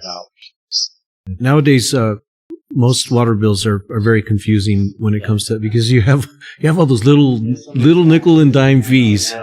Yeah, all the little nickel and dime fees. So it took Jody an hour to explain all this to me. So yeah. So thanks, Jody. So this increase has only to do with water, not sewer. It won't increase your sewer bill. It increases both. Increases both. It increases both. They're tied together. So really, if you have Arizona Water, you don't have you're only going to see your increase on your sewer bill then. Yeah, it's minimal on the sewer as well. So I mean, in most cases, they're $25 a month. So when you're showing the 363 increase, that includes water and sewer then. Just water. That's just water then. So Jerry, what's the percentage for sewer? Is what percentage of water? Jody, sewer bill is $20-some bucks. Is that right? Sewer bill right now, residential inside city limits is $22.90 versus the $80-some that is on here. So it's a fourth. So $22.90 times 5% would be the sewer increase. So $1.50. $1.50. $1.15. So the other thing I wanted to say, Mayor, is the council could send direction for the 5%, and then change their mind to 3.2% later, because we haven't did the notice of intent or something like that. But it does give us a basis to budget with. And that has to be published in the paper anyways, don't you? Oh, yeah. But it has to go through a whole series. But this is just for the budget. Jeannie has to have something to plug in the budget. So whether it's 0, 3.2, or 13.9. Well, and the safety net to all this again is as Councilman Giles spoke up, we're still charging them, but the safety net would be that if we turn away or if we back down or we change it to a lower amount, that those additional funds will go right back into our water fund or sewer fund, and which means we'll end up putting it right back into the infrastructure. So and it's important to note that we just spent $1 million over the last 2 years on the wastewater plant out of the fund balance. We didn't take a loan for that. We spent it out of the fund balance. And the reason we were able to do that is these guys here, the staff did most of the work down there. And we're not able to do that right now, but they did do most of the work, and we probably saved close to $1 million doing that. Yep. So, and I know it's a item later on in the agenda, but I did just get $1 million on a bridge. You're not supposed to tell you that. Jerry, just hold your horses. I guess more importantly, Jerry, is what we need, and I think Freddie brought it up, is an explanation of the project, so it gives us the tools or the explanation that we can give to our constituents. And it's going to be education as to why these rates are going up, and it'd be nice to really sit down and explain it to them. So we will, as part of the process, we will develop that list not only for council but for WIPA as well. So we'd be happy to do that. And Mr. Mayor, members of council, when would you like to see that project description? Would you? I mean, I could see, Jerry, a paragraph, just on the project and necessity, just a real word paragraph on something like that, so everybody has that idea. And yeah, I think a summary, just to the point, not a whole lot of fluff in it, We'll have to get a lot, and maybe a site plan would be nice with it. More precise, like you're talking about, as we make applications. So it would make more sense not to pay for that ahead of time. I think that with the site plan. Yeah, would be nice. I think just a real world description, Jerry, not necessarily, None of this, the linear footage. Yeah, is he doing that again? Never, I don't do that, Paul. I can see you I'm watching the YouTube here. So, but I think we can come up with something if it's rough. We can come up with something. I hesitate to, before we decide that we're moving forward with the rate increase and the WIPA application. I hesitate to put the money into design that we need to get the particulars. No, I think this is more of a marketing paragraph. Okay, we can do something. I say we. I mean Vince. Thank you, Vince. Appreciate your hard work. So, any other questions? David, thank you also. Yes. Did you get what you needed, Paul? Anything else? Yes, I think. Well, so what was the final? Was 5? Yeah. If I recall. Okay. I just make sure. But we'll follow up with commercial rates, making notes here, and talk about the note on the bill, and then paragraphs that describe kind of a verbal description of the projects that would be paid for out of that. Okay. We'll call it a justification. Okay. Written justifications.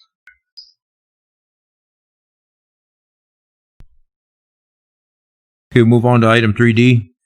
Presentation to council to review and possibly direct the inclusion of proposed capital improvement plan funding request to be added to the City of Globe fiscal year 2020-21 budget, CIP budget. Mr. Mayor, members of council, we're going to go through this, and many people involved in this are here, but I think both as we have some complications in here, we'll pitch it off to a couple people. And so if we can bring that up, and you should have a printed copy, capital improvement plan, and so this, if you want to go to slide 1, we're just trying to cut down the verbiage and descriptions. This is our, again, capital improvement are things that are one-time money. It's not, most of it is not an ongoing expense, and you can come out of the one-time funds. And these are things that will be paid for out of the different departments. On this, you have the fund on the left, the description, kind of the idea of what type of project it is, a purchase contractor or staff working on it, and then the price on the right. And so there's I'm going to go through these. I would never try to answer what exactly these are, but I will give you my brief description if you have additional questions. The experts are in the back. The vacuum pump replacement and the portable suspended solids is at the wastewater plant and ways that they do their testing protocols, and so we're replacing some and adding some hardware there. The electrical panels, there's 2 of these, a panel at the a complex panel at wastewater. In the water, there's also another panel. So, Jerry, I split this 10 and 10 between water and wastewater. So we need to get an electrical contractor out there to do some upgrades on the panel. Sewer plant lighting and permit fencing. Again, they say we'll run the sewer plant until the cows come home.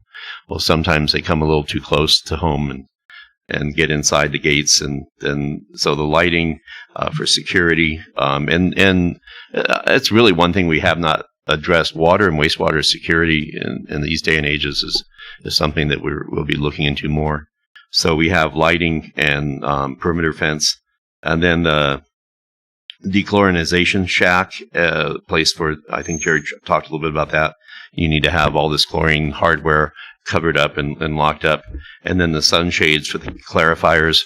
I think in troubleshooting that direct sunlight on the clarifiers, it tends to mess up the chemistry, and so you got to get into a chemical explanation. But any questions for any of these that Jerry and his crew can answer? Why are we seeing the dechlorination check twice? So you want $49,000 on the wish list, but then you have $30,000 on CIP. Jerry? I was thinking that when I saw that. So there's no guarantee on that we get the WIFA money, but we have to have that done. So we put it on the CIP. Of course, we're not going to do it twice. So we would rather do it with WIFA money, of course.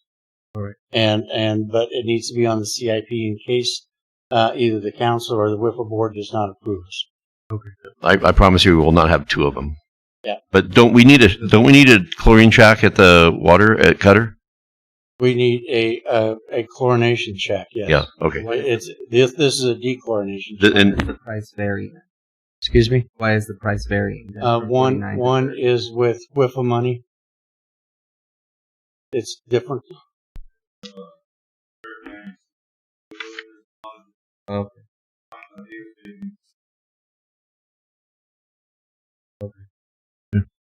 So, and Vince is here to answer anything on the wastewater. He put this list together. So. Okay. And Paul, before you move on, I just want to make sure are they scrolling that number if anybody wants to call in the 200 yes, 8535 because I can't see the No, I can see it right here on my screen. Okay, if anybody has questions, they have the number available. Yeah. Okay. And then water office. This one's really important. Jerry, do you want to explain the transition in the software? So we put new meters out there. If we don't get this software upgrade and pay a monthly fee going forward, we lose the ability to remotely read our meters. So we will have to go out and read them individually again. So this system is just like any computerized. The system is changing, and we have to go out and buy the software for it. So the first year we put on the CIP. From here on, it'll be on the budget as a yearly cost. Jerry, just can you explain where the enterprise funds come from? The enterprise funds come from the water revenue and the wastewater revenue.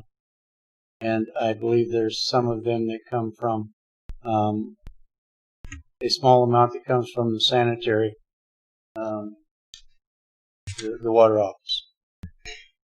But we also get like if a contractor rents a meter, that's enterprise fund. Anything that comes through water or wastewater is enterprise. And it is very, very good bookkeeping to keep that money within the enterprise. And that's all you can spend it on too. On these, you can't put it on some other paving project, or it's got to be spent enterprise. That is what that is what is usually done. I'm not saying it is completely illegal, but it is not well thought of to take it anywhere else. Mr. Mayor, members of council, yes, it's best practices that a sewer and water system should support themselves. You should not subsidize sewer and water costs through general fund transfers, and just the same as there's some other cities in the valleys where you subsidize general fund costs through sewer and enterprise. So they're a dedicated funding source for this, they call it enterprise because it's a little business that we run. I mean, not even little, it's a major business that we're a utility provider. And so they should be segregated, and we always struggle with that because general fund comes out of taxing obligations, sales tax, state shared, and different property tax. But the water and wastewater totally out of revenue collected from the residents. Thank you. And then the half-cent excise tax. Here we're talking about half-cent and HERF, preventive maintenance, chip seal, and then the civil restoration paving fees, because we have that the paving requirement that if you rip up a new street, you're going to pave the whole street. Many people are choosing just to give us the money and we'll pave it when we get to it. This is the line item that will collect that money that we'll use to fund the paving when the paving time comes around. And Jerry can answer any other questions about asphalt on this one, because this is the asphalt department. Question. Ready? So if I understood you correctly, the restoration fee, anything that's recovered or captured from restoration fee, goes right back into streets? Yes, and well, Jerry, go ahead. I'm sorry. So as a permit, the restoration is paid back to us. There's a permit fee, then there's also a civil restoration fee. A civil restoration fee is paid us in lieu of them doing the work. Right. Okay. If that money has to go back into the projects. Okay. That's the way we wrote it. So we will take that and we will budget it within 2-year period. Okay. Jerry, that money that's brought back, is it cheaper if they do it that way, that we don't actually replace it immediately, that we say we're going to replace in the future? It's cheaper for the There are some contractors that prefer to do it themselves, and we've gotten a couple of those already. But in most cases, it is cheaper for them to pay us than it is to do it, because, you know, okay, we do $500,000 worth a year. We don't do $5,000 worth. You know, we got a price on not too long ago on 6 ton of asphalt that was $30,000 because of the mobilization. So and it was from ADOT. So we'll put it in with our own, and we'll do it for $2,000. So moving on, unless there's any questions on that. Next slide. So this is the water CIP. There are a number of things here. We have the in order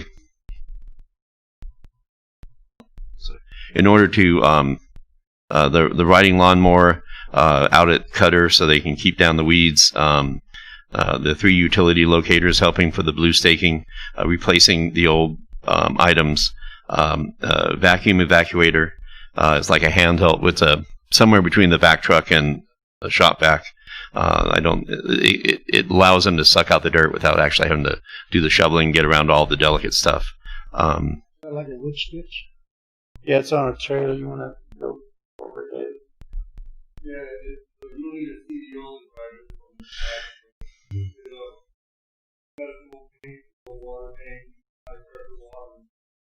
Yeah.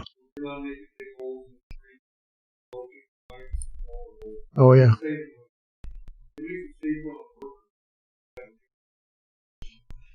Yeah. Yeah. Yep. Okay. It's easier to get them in. You don't have to use a CDL driver to do it, which we only have a few. They're pretty It's efficient easier to too. put together a crew to use these. And the let's see here. So then we have the safety service panel for Cutter, the chlorination shack at Cutter, the Cutter. We going to do again perimeter fencing out there. That fencing is really bad. They have a gate that keeps is the most secure part of the fence, and everything else is you can get around it. So we need to get that updated. Some upgrades to the water barn. You have the building material and storage needs to go in there. Some window air conditionings in the office areas, shelving and coolers. This is upfitting that, and so there's a number of costs in that. And this is to finish off that building for storage, and it will be some offices. Any questions on the water barn? This is part of that whole project that we approved here not too long ago. Yeah, it's like a 3-year project. This will be the 3rd year on it. And, I forgot to put the pilasters in there to keep the fire trucks out. But Gary keeps trying to park his fire trucks. And so then we go to, oh wait, look, another vacuum excavator. What was he thinking then when he put that in there? Uh-oh, wait. Would a mini hoe be better? Or is a mini excavator? Oh, there it is. Okay, there it is. So I put the vac in there twice. That's my mistake. The mini excavator is in there on the very bottom. You don't need 2 vacuums. No, I don't need to. I was wondering. I was searching, where'd the mini vac go? And one's more than the other one. Let's go with the cheaper one. Yeah. Yeah. Okay. So that was a duplicate there. And then Jerry, do you or your people want to talk about the booster rehab, the well 2, well 3, and Crestline? So the rehab on well 2 and is it well 3? Yep. Yeah. We've been rehabbing these wells for the last 4 or 5 years, and the problem is you got to keep it up. You got to keep them going. And 2 has not been done. It's the one that's actually in the compound. And 5 has not been done, but we looked at it, and it looks to be in good shape. It's the one that gets used the least. And then the other thing in the budget this year, we have a well maintenance program that will mean that we have a contractor actually goes out and videos these wells and tells us which one should be worked on next. So, but these are we need to do 2 wells this year. They're due.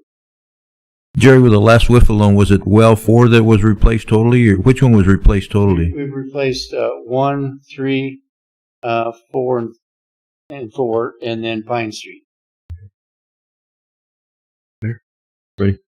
Jerry, I'm a little. Can you explain to me what a rehab consists of, just generally? For the well? Yeah. They'll pull the pump completely out. They'll video the casing. Mm-hmm. If they have to, they'll what do they call it, David? When they brush and bail. Yeah, well, they do that, but they also put liner.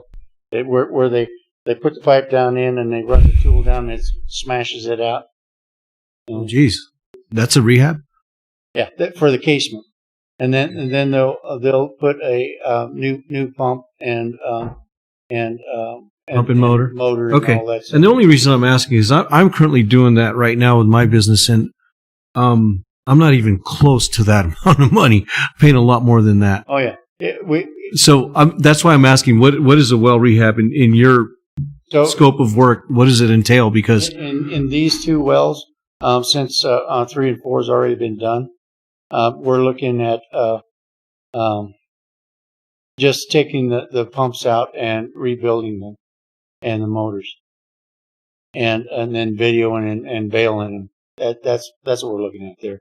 We don't have to do the casement. We won't have to do the electrical that we did before. Before they cost us about $160,000 to rehab. Okay, now we're talking about. It costs us about Now, because a lot of times when you pull pumps and motors out, and I'm talking to your water guys too, you don't know the condition of the casing or the casing and the column pipe. So you pull it out, and all of a sudden you see you've got a few hundred feet of column pipe that needs to be replaced. Now, you're paying quite a few $1,000s more. Right. So that's why I'm just curious. I guess what I'm saying here is I would rather you don't underbid this, because you may end up coming back on a well rehab and say, oh, by the way, this is what we found. It's going to cost us. And that's possible if we find something bad. Right. But we had Weber go out and take a look at them, mm-hmm. and these are prices they gave us. Wow. Is that true? Wow. Okay. So that's for a pump and motor replacement as well? No, we've already replaced These are rebuilds. So these were wells that were on the original rehab that hadn't been done since 1980. You're going to have problems. And 1980? So, yeah. That's the last time you've been in that well? 3 years ago. 3 years ago. 4 years ago. 1980, you said? No. We the last time we did them at 160,000. Prior to that, it was since 1980. Prior to that was 1980. All right. Now that we've got a well program, gotcha. We want to do them every 3 years. Gotcha. Okay. Yeah. So and that's we don't want to have to re-drill a well for $2-3 million. No, you don't have to explain that to me. Yeah. I understand completely. I was just a little taken by the number and well rehab. Complete rebuild. I can't remember the name of it. I'll remember it. But complete rebuild with the casement and everything was about $160,000 to $180,000. Okay. All right. Thank you. Okay, so that should handle take care of the water CIP. Any additional questions on water? And that's all enterprise funds. Then we go public works, streets, and parks. On the parks, we're looking at there's a number of public restrooms that need to be updated and remodeled. This is actually something that we're looking about putting some Arizona Cares money towards that. We have out of the general fund, the Goddard Field restoration, which is up by the dog park, get that back into shape after we transition the dogs over to the dog park. I know there's looking for a tree program where I believe we're losing a lot of trees lately, and they're not going to come back on their own, at least in the right place. So we want to do that. There's a mower, a high dollar mower that we use for many of these areas that I think we're throwing good money over bad. They're not cheap at all, I think, and so $13,000 is not bad. And but that's the price of the mowers it takes to do these jobs. Connex storage, I'm not sure if we're going to believe we can relocate one of the ones here, but we do want to kind of help clean out the fleet offices, and there's a lot of storage, give you the heat, and help get some room back in fleet. And that was something that we wanted to get on there, is to get some additional storage for the fleet building. And then pretty much there's one of the things that we have to our advantage this year is this AZ Cares money. The money is going to be paid for part of the stimulus to cover public safety costs and public health costs, where we have enough fees out of public safety alone to get the full $847,000. And so we are going to take that money, and the spirit of the money is to cover those public safety and public health costs. So on each of the buildings, each of the sites, we're trying to put $5,000 to $10,000 for equipment and safety upgrades in the way of for the facilities. And so we have an additional $10,000 for Public Works and basically in their facilities and anything we need, hand sanitizers, wash station, things like that. So we have that's our for the Park Department, about 88,000 there, and then we get into Public Works Streets, where you have our ongoing striping program, signage program, sidewalk repair, and then which we fund these yearly and get work done on these.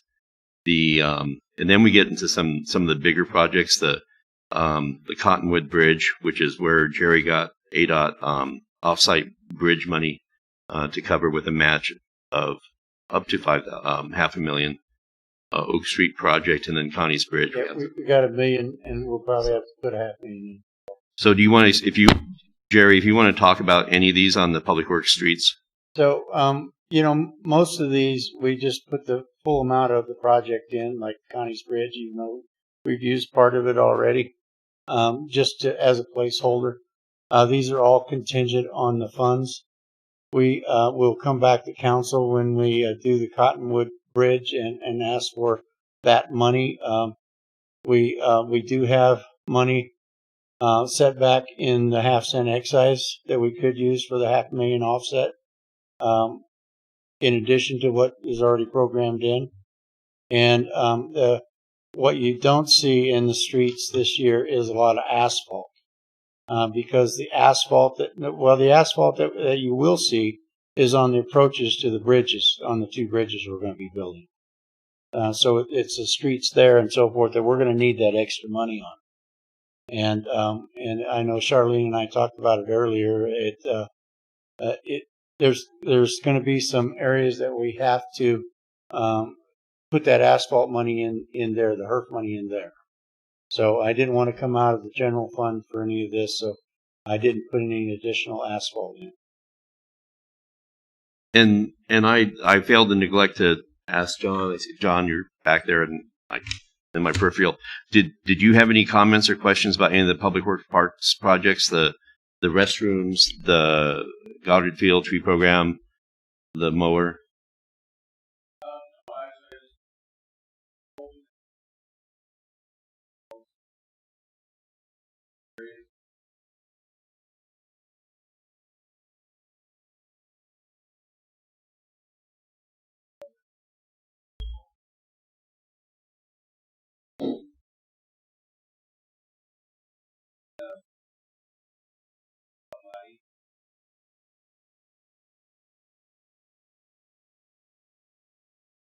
And I will tell you that there are 3 items that I left off of this list that I think we might look at in the future, but I don't think we're ready for them now. That would be I know there's a request for decorations for downtown to replace those, about 20,000 there.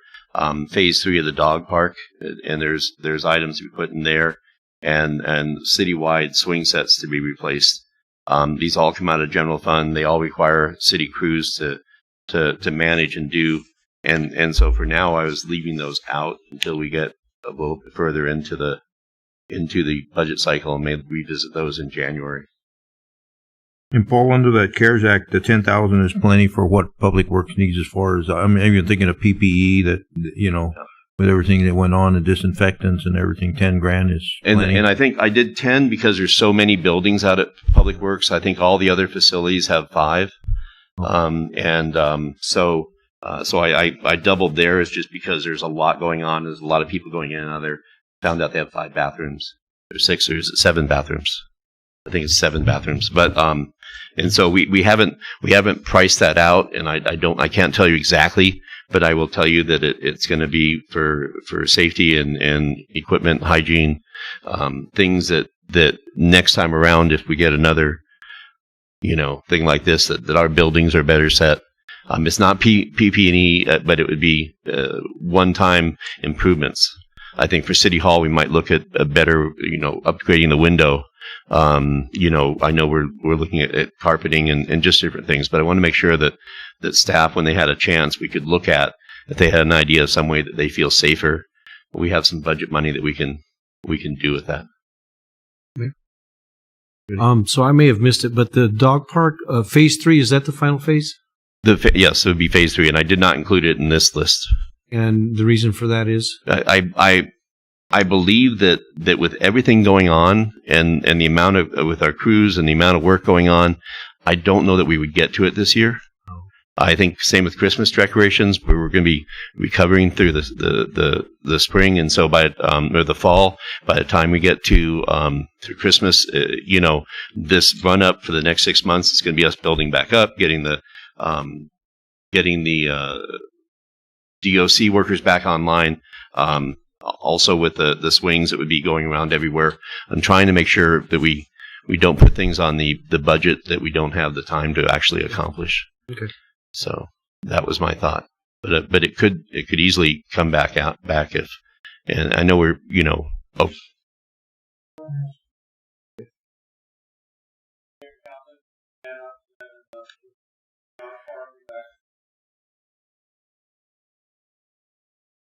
Okay.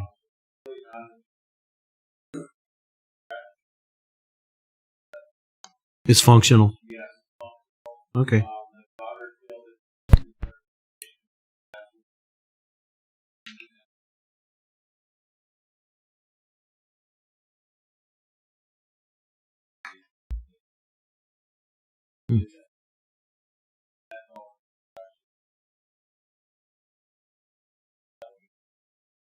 Right.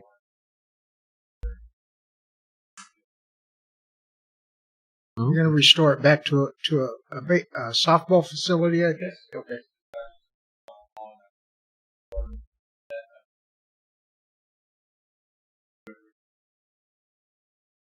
Sure.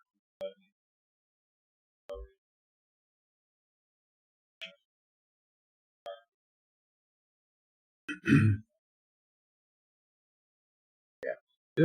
Is there a plan to build like a separate restroom facility up there so both fields could be serviced? Yeah.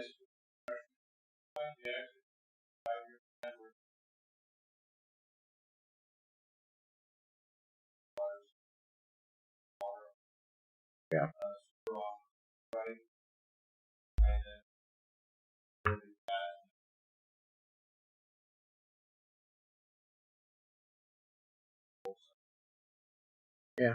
Okay. Good. So, Mr. Mayor, members of council, any questions on public works with streets or parks? Okay. Next, we have public safety. This is where the majority of the CARES, AZ CARES money is being allocated. Now, a lot of this will not take place until as we phase in, make sure that we're moving forward. The bigger purchases, we need to look at the phasing. I'm not fully prepared to describe how we phase this. It'll be on just making sure we're doing it right. But I do want to allocate the AZ CARES money into this so we know where we're going. AZ CARES is there to support the city in preparing for the next whatever. Is it going to be locust next time? Is it going to be something weather, something I don't know. But it's a chance for us to rebuild our public safety infrastructure at this time with the advantages from this. So we look to both fire department and police department where are the areas that we need to invest and get them up to speed. I think we know with police getting a vehicle replacement program has been and is still the highest priority. And with fire, we had talked about the different needs for trucks. We have a Type 6 truck that is not is in dire need of repair. That would have been about $150,000. We always worried about that big chunk of money to do the Type 3 truck, which is a more useful truck, not only here in the way of doing the type of response 6 did, but more able to go out and support our partners when we have a forest fire here in Globe. The feds and people come to help us. we can give back that by having a Type 3, which we can send out with crew. And so these are the items we put in here, and I'm going to run through them real quick, and then I'm going to toss it both to Gary and to Dale, starting with Gary. But we secured the property. We do want to get a little bit of work done in the way of prepping for what we're going to be looking at. Definitely some renderings or some frontals of that. So I put $20,000 from general fund in the preliminary station design. That the CFW is a carry forward. There was the C306, which they swapped out to Public Works, but we're putting the engine for that into the fire budget. And then we have with the Arizona Cares money, the Type 3. We have Arizona Cares for a $33,000 match on the handheld radios that we're getting AFG grants for. The breathing apparatuses, which are so expensive and need to be replaced. That's basically the oxygen apparatuses that they wear going into buildings. There's a grant covered there by Arizona Cares, and then again some $5,000 for upgrades at the fire station. The one thing that we had a discussion about last time we talked about Type 3 is you really can't talk about Type 3 until you talk about a full ladder. And so, Gary, if you want to head to the podium, I will tell you that we're probably looking at 2022 for going to bond for the and hopefully successfully start the construction of the new fire station. I asked Gary about how long will our 27-year-old ladder truck last, and he's like, it's got, it's day to day. I'm like, but if we go first with the ladder truck, we won't have a place to put it. So Gary, go to the conundrum of the chicken or the egg. Yes. And the ladder. So there's when you look at replacing any equipment, we have to be able to house it. That's one of our biggest struggles right now is where can we house equipment. That's been one of the struggles with the Type 3 discussion that we've had in the last 3 years over where do we house it and how do we do that. We've made strides towards making something happen in the way of building a fire station that can house modern equipment and stuff. One of the things that we look at when we talked about and put into CIP a ladder truck, because we need to start that discussion. Paul mentioned we're about 27 years to that truck, and one of the struggles we have right now is if that truck goes down is finding parts, getting parts. So our time frames that truck stays down increase, our cost to find those parts can increase, and it becomes a challenge. One of the things that when we go to look at something, finding a truck that will meet this community's needs for the next 20 years becomes more of a challenge when we're limited by space. Right now, I think we probably have about a half an inch of clearance from the top of that ladder truck to the bay door, and not a whole lot more when you talk about length. And so, building an apparatus to meet the needs of the community while still being able to fit it in that facility becomes challenging. So if we have the opportunity we can maintain what we have and keep that truck in service till the point where we have a building to house it in. Number one, we increase our options on available trucks that are out there, and it makes it a lot easier for us to spec a truck that will serve the community for several decades going forward. We've done well. Our truck is in that we have is in good condition. It's just the age is detrimental when it comes to trying to find the parts that are needed to keep it in service. So we maintain it well, but there is always that scenario in the back of our mind. If we have a major issue, our downtime is likely to be significant. Chief, the cost for a new ladder truck right now these days is what cost now? You know, it depends on the manufacturer. I know Safford just went with Pierce, and it's a 107 foot. If I'm not mistaken. I was speaking to Chief Bingham earlier today. They were about 1.2 million. They did have some increased. Their specifications that they put out were pretty significant in terms of. I mean, it's a large unit. It carries 750 gallons of water, which is fairly atypical of a ladder truck. You range somewhere in the neighborhood of 800,000 all the way up to well above that 1.2, depending on what's specified. But that's, you know, 750,000 to 800,000 is typically your base range that you start from. Really? Chief, I have a question on the self-contained breathing apparatus. So, is this the grant that you have applied for several times and not received? Correct. This is a grant we have applied for. This will be our third year running. So, explain to me why we're going for the Type 3 truck instead of the breathing apparatus for roughly the same amount of money.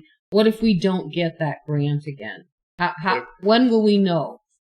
So we will probably not likely know on that one until October, November, if I'm not mistaken. And based on what happens with COVID and how that affects the funding cycle, it could extend that out a little bit as well.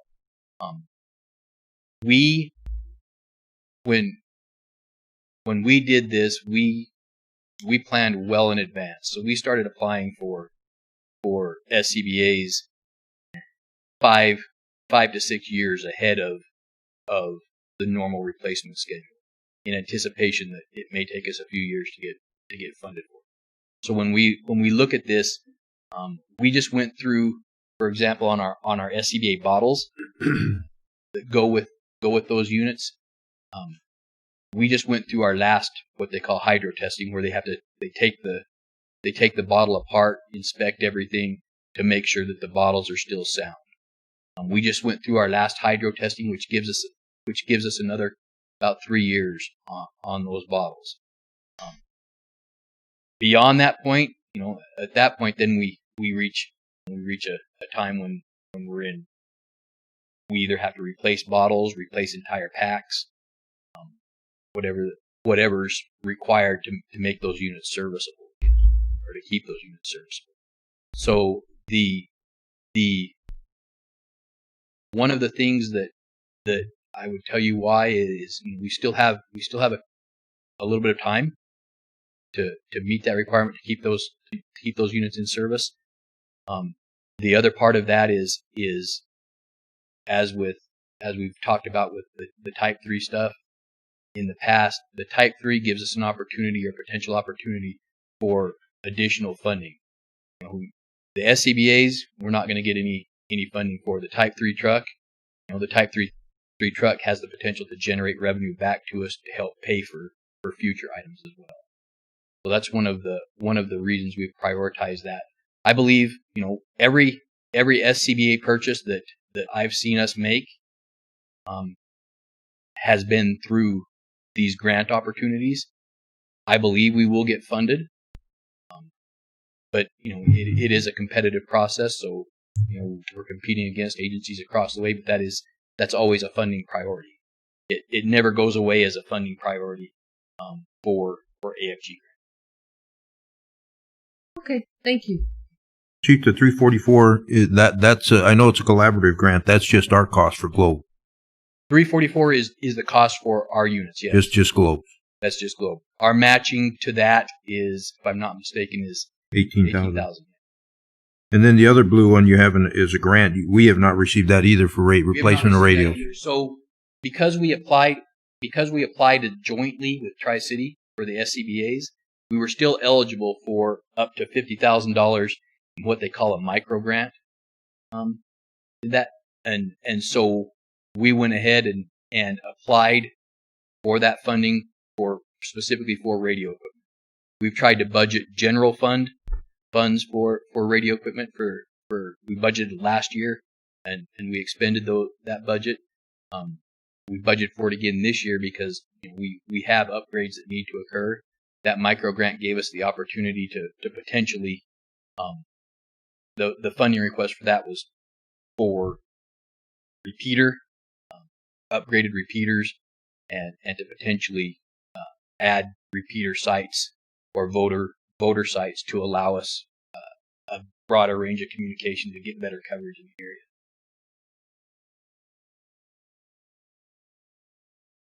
So, Mr. Mayor, members of the council, like I say, the ladder is a big conundrum. We hope that is something that we will tackle when we get to a place to put it. But I think we're looking also at some lease options on that also, see where our monies are. There are about 3 different options on purchasing the ladder when that time comes. But I think for now, in trying to optimize the limited funds we have, but significant funds, that's why I think we opted for at this point the Type 3. Paul, does this CARES Act pay directly the Type 3, or are we indirectly paying it somehow?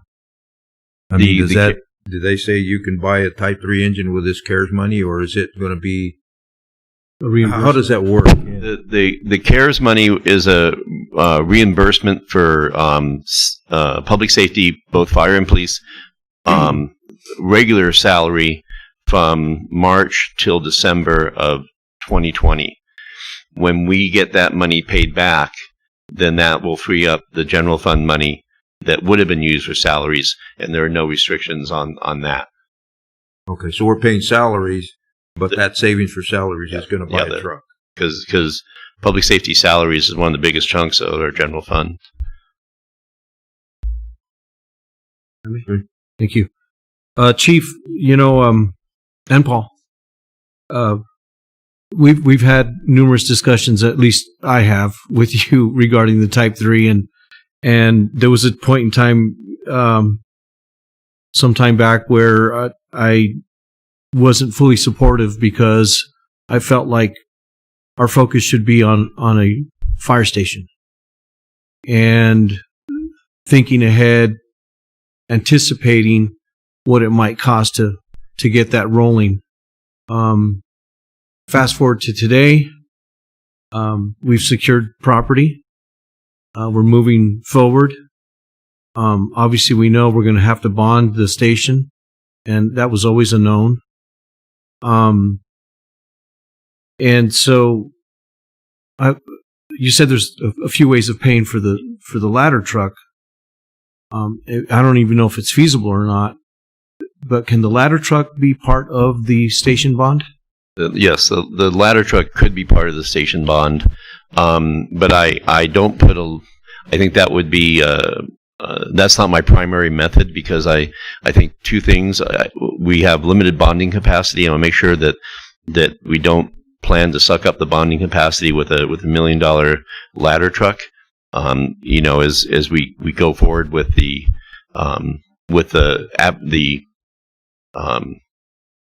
public relations of talking about this vote and supporting this station. The other thing is it kind of muddles the conversation when you're getting the station and the truck. Right. Okay, and I think there's a mixed message there, and so you could have somebody that likes the station but hates the truck. You have somebody that likes the truck and hates the station, and you just Okay. Well, so it is a possibility. I'm anxious to hear what method we're thinking of to support a ladder truck, because we know that's coming down the road, right? I mean, that's a given. Yeah. And so the other 2 options would be either a lump sum payment out of general fund, or a leasing, a 10-year leasing contract, which would run about $100,000 a year to $130,000 a year. And a rebuild on the current ladder truck is probably not on a 27-year-old one. Not what we're looking for. I don't think so. Okay. You would in all likelihood have to replace the entire chassis. That's not to say that the aerial unit itself, the ladder that sits on it, couldn't be rehabbed and stuff, but you're going to have a significant cost in the chassis, replacing the Right. that, just because that's and I guess so. That's where you have the most struggles is with the chassis. Sure. Okay. Doesn't that make our ISO rating much worse? Older equipment. They have placed less emphasis on older equipment, more on the functionality, but it is still. I mean, you're reaching a point where your cost benefit really on keeping something functional and the ability to keep something functional is going to cost more than what you're going to expend and the life expectancy you're going to get out of it. Mr. Mayor, members of council, I know, Gary, I don't know if you want, new ladders are probably safer for the operators, for the firemen. I think they're more automated. Obviously they're taller. 7-year upgrades on the ladder truck probably we saw that with the engine. Right. And well, if I could just make my final comment on this. So I'm super ecstatic that, we landed this CARES Act monies, and I fully support what you're doing here with the fire department, and especially the Type 3. I fully support paying for the Type 3 with this kind of money. I think it's a gift. I shouldn't say that. It's not a gift, but it is a welcomed sum of money that we can put really good use to. And it has a direct impact on the safety of our community and just the overall fabric of life that we're looking for. So we'd be better prepared with that. Yep, absolutely. No, I would say, and I can't remember who I had the conversation with, but on a lot of this, the timing would matter. July 1, I don't think we're going to run out and order the Type 3. We'll shop for it, make sure. But we're going to watch as the economy comes back and make sure that we're well underway in the recovery to make sure that these things that this is the correct use, or not the correct use, but that the timing is right on that, and just make sure we're looking, our budget looks really strong. Our situation looks good, but we want to make sure that there's no, second wave and the dip in the economy around the corner or anything like that. And so we'll watch that too and make sure. But there's some nuances on some of this stuff, but we will be careful. I'd rather go slow than fast on the Shandies. And any additional comments on fire department? So then on the police department, other than some additional officer equipment we threw in on the bottom, the phase 2 electrical flooring security of the. I'm sorry. Before we move on, I did have a question regarding the Type 3. I know, Chief, we do have to have an engine boss or a title of some sort to run that, correct?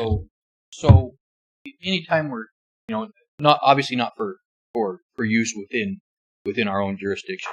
For use within our own jurisdiction and for use for short duration incidents, supporting state fire, supporting the Forest Service, we have agreements that allow for that. Beyond that time, for longer duration incidents where we're supporting an outside entity, we do have to have those in place. Currently, we have 2 in place right now. Myself, I just redid my qualifications for that position. We have Captain White that is qualified, and then we have individuals that we're working on training programs to get them up to speed. Okay, good. I know the last time we talked about this, one of them was retiring, so I something that we can start looking forward to. And the other option that we always have as well is we have a neighboring jurisdiction that in the past year has qualified multiple. One of whom, our retiree, actually transferred his qualifications to Tri-City because they have the ability to use him in that role versus us, that because of Affordable Care Act restrictions and stuff, we can't use him in that role paid by our own agency. We can use him in a Tri-City role because Tri-City would do the billing for that.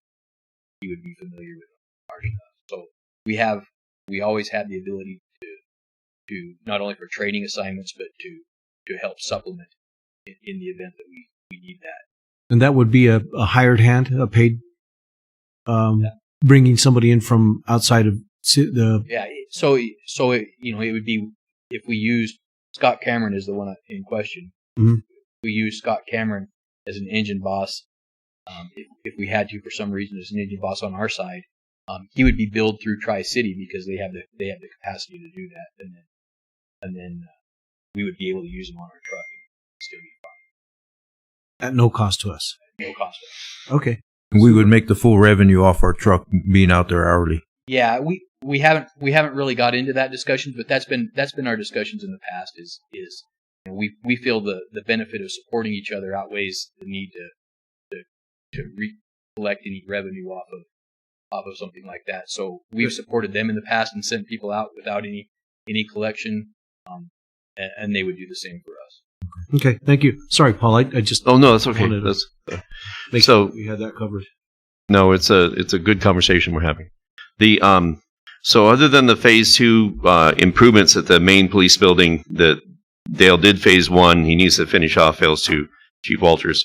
And again, I think, I'm not sure if shared this conversation when sat down with Dale. It's the number, what are the 3 most important things right now to the department, and it wasn't the things that we traditionally have been the 3 biggest things.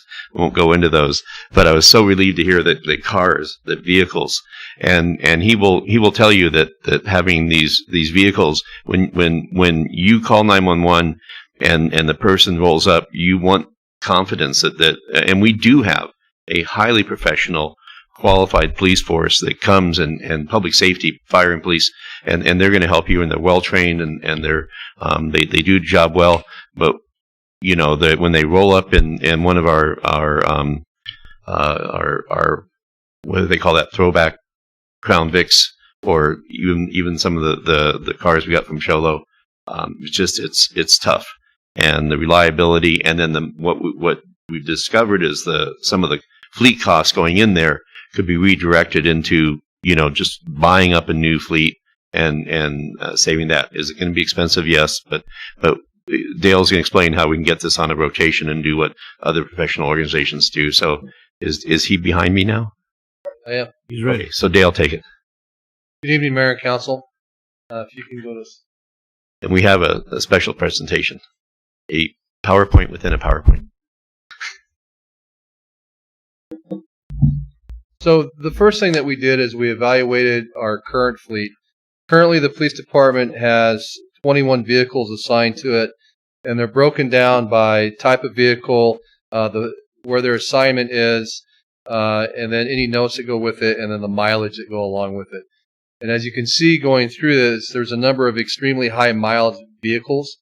So currently right now we have vehicles assigned to patrol, and then vehicles assigned to criminal investigations, and then we have vehicles assigned to admin and to civilian staff for different purposes.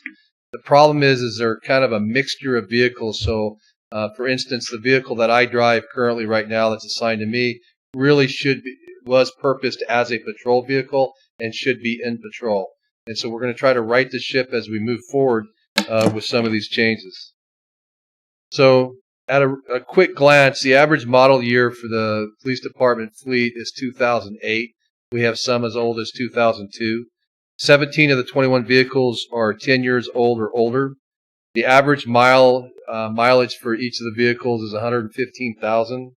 14 of the vehicles have over 100,000 miles, and all but one is outside of the factory warranty currently right now. Some of the significant mechanical issues that we've faced, most recently, 2 vehicles with major wiring issues, vehicle 113 and 112. They have a wiring harness that had been tapped into at one point in time, either the previous owners or at some point in time during the lifespan of the vehicle, that has caused significant mechanical issues for it. In the last 3 to 6 months, we've replaced 3 transmissions, power steering unit, had significant electrical issues, air conditioning units. We've had major issues with overheating, and then just a miscellaneous batch of other issues moving forward. The vehicles are extremely undependable. Vehicles commonly won't start. Common for several to be redlined for critical issues and safety issues. Vehicle breakdown en route to calls. Councilwoman Giles had brought it up last council meeting. In the last 2 months, we've 3 different separate times we've had vehicles just die on our officers. 2 of them were en route to emergency calls, and they've had to been towed and then fixed. We have the lack of vehicles that we have. We've done a number of special events or special details, either through grant funding or specific needs within the community over the last couple of years since I've been here, and we've been short vehicles moving forward. And then the continuous high maintenance cost, over $7,000 in the last month has been spent on maintaining vehicles, just getting them functional to be able to be deployed on the road. Just the fuel efficiency, the downtime, and the time dedicated to dealing with fleet issues. In the room with me tonight is Staff Sergeant Haynes and Sergeant Boyd. Staff Sergeant Haynes has been dealing with this vehicle issue significantly for the last year and a half as we're trying to patch together things as we move forward. However, Sergeant Boyd was assigned as our fleet director within the police department, and he's the one that works directly from the police department with John or Brandon and people from Public Works or the different vendors within the community. Currently, right now, he is spending almost 50% of his time dealing with fleet issues, ensuring that we have enough vehicles on the road for officers to be able to respond to calls and have vehicles for their shift. Sorry, I'm talking more than I'm clicking. So our current fleet needs, we've done a preliminary evaluation based off what I know now. Our recommendation moving forward is the size of the department fleet should be 24. What this enables us to do is properly outfit the administration, our detectives, patrol sergeants, and our admin personnel moving forward with 3 different types of vehicles. The primary vehicle for the police department are fully functional and outfitted patrol vehicles. And then we have a type A vehicle, which are not designed patrol vehicles, but they do have lights and sirens. So, for instance, the detectives, myself, the commander, and the staff sergeant all would have vehicles which we would classify as a Class A. And then the Class B vehicles are vehicles that, for Anthony, he runs to Phoenix a couple times a week on most weeks, moving evidence back and forth to the Department of Public Safety lab. He moves the speed trailer around the city to make sure it's properly deployed, things like that. Questions on any of those? So one of the challenges that we face is that fleet is an extreme expense for any city or municipality. And so in talking with some of my peers, we were actually recommended to look into a program that was put forth by Enterprise Fleet Management. Just so council knows, if we get too deep in the weeds on this, I do have John Bell from Enterprise on the line that he can answer some questions if we need to. But one of the things I looked at is in talking with another chief from another jurisdiction within the state, is I wanted to know how many other agencies around the state, and there were a number of them that do, similar size to the city of Globe, Winslow PD, Cottonwood PD, Sedona, They're utilizing fleet. I believe Casa Grande, now the city of Yuma, and then large municipalities such as the city of Chicago are using the same type of program. The significant benefits that we were able to identify going forward in discussing the program with Enterprise was mechanically sound, dependable vehicles, improved fuel efficiency, sufficient number of vehicles per shift and special details, maintenance determined through fuel cards, significant savings in maintenance repair, under warranty for life of vehicle, local businesses will benefit, a resale of vehicles lower cost, upfit cost decreased due to continued use. And one of the things that they really kind of sold me on is when we looked at this, they were able to put together a model, which I have up on the screen, where they're able to identify kind of where we're at when we're getting rid of vehicles and where we should be at when we trade the vehicles in. And it gives you the ultimate time to replace the vehicles. So immediately when you buy vehicles, you lease vehicles, the depreciation drops drastically on any of the vehicles. But over time, the maintenance costs go up and the fuel economy goes down and the fuel costs go up. So they look at it and evaluate vehicles to identify the optimal time to trade them in so we get the most resale value for the vehicles that we have going forward. But historically what happens is when you buy the vehicles, you keep them until they're dying on the vine like the fleet that we have now, and there's no real resale value, and the maintenance costs are extremely high and the fuel costs are already extremely high. So the intent behind all of it is to continue to save money as you move forward.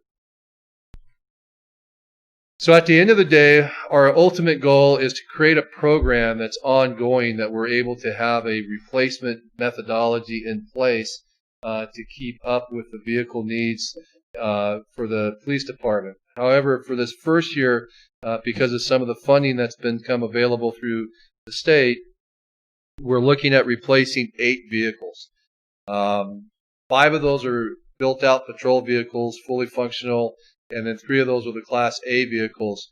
The reason that we're looking at doing that this year is because by getting the 3 Class A vehicles, that's going to enable us to replace already underutilized patrol vehicles back into patrol. So in fact, it would gain 7 to 8 patrol vehicles, new ones in patrol, while being able to replace some of the Class A vehicles. In doing so, we worked with Enterprise. We also worked with a build-out vendor to identify the things that we would need to upfit the vehicles for patrol specifically. Staff Sergeant Haynes and myself, A&P, worked with A&P and Enterprise in identifying the cost for the build-out, which the aftermarket equipment per vehicle is about $17,590. And then as you go through across the cost, the initial charges and the down payments for the vehicles is $9,541. The monthly cost comes out to $1,100, and the vehicle cost, the overall cost of the vehicle is $61,825. What that comes down to, by the time you figure that out for the 5 patrol vehicles, the first year cost is $113,820, and then the annual program costs the following years are $66,112. If you add the 3 vehicles in for the Class A vehicles, you're looking at a total cost for the first year cost $140,059 with an annual cost of $87,096. The following slide with the Excel spreadsheet kind of breaks this all out. And what happens is over time you actually get to the point where you're actually trading vehicles in that are worth something, so it actually reduces the annual cost. But at the end of the day, at the end of year 5, our annual fees or annual cost to this program to include fuel and maintenance is going to be approximately $310,295 a year, with the intent of every year will we be replacing 4 of the vehicles within the fleet for the police department. Questions so far? Ready. I don't know if you can answer this, but back to your graph, and I don't go too far back, but fuel costs go up and down based on whatever economic situation we're in. How does, and this could be a question for Mr. Bell, how does that affect the the optimal replacement time, or does it? So for this presentation specifically, Bell was able to reach back to some of their other customers that had similar size and age of fleets that we have. And so by taking their data and inputting it, that's where we came up with. So the intent is to understand that as the vehicles get older, the less efficient they are with fuel consumption. Oh. So like I have a 2012 EcoBoost Ford, which by the way I love. Over time, my miles per hour on the highway have went down considerably, and my driving behavior hasn't really changed. It didn't get worse, but it hasn't really improved either. So the efficiency of the vehicle itself goes down. And so it's not the cost of the fuel; it's the efficiency of the vehicle. Okay, all right. No, that's a good answer. I'll take it. Now, with this program, you're talking 3 years to get a 24 fleet. Is what this program is. Currently, we're looking at a 5-year plan. We were able to bump this up by 1 year going forward because of the funding through the state, because we would double up this year's request from 4 to 8, and so we would bump that up by a year. But if you go through and so what we would look at is by 2025, we would be replacing the first set of vehicles as we go. Does that make sense?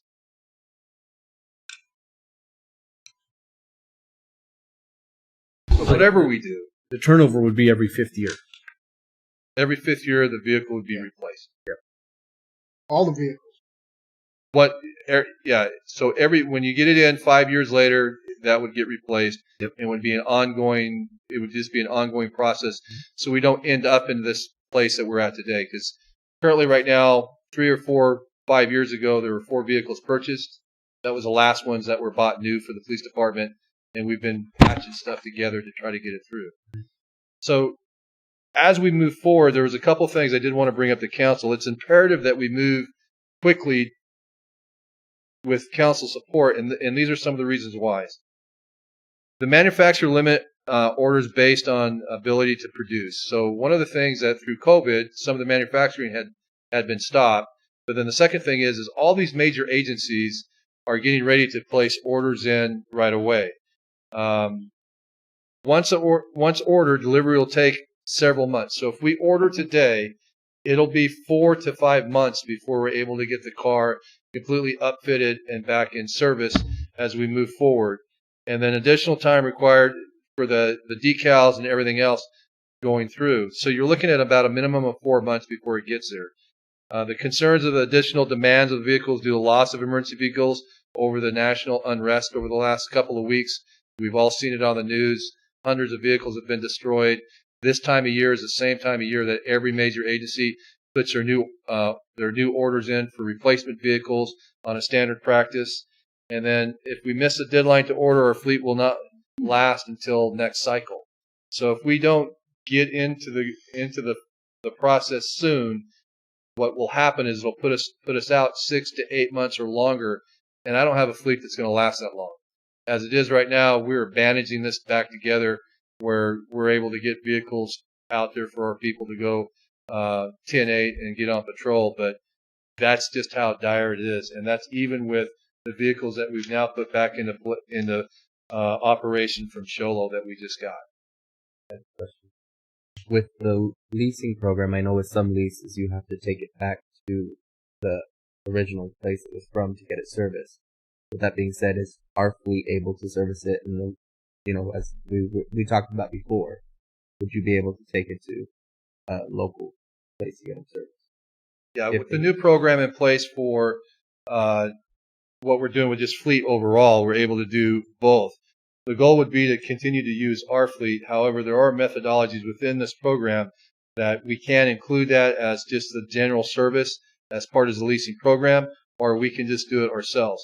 One of the goals would be to try to use local vendors for the purchase of the vehicles and then the follow-up warranty work and stuff like that. So like all the vehicles that we're looking at, specifically for the patrol vehicles, they're a Ford product because Ford actually designed a police interceptor with the intention to use for that specific job function.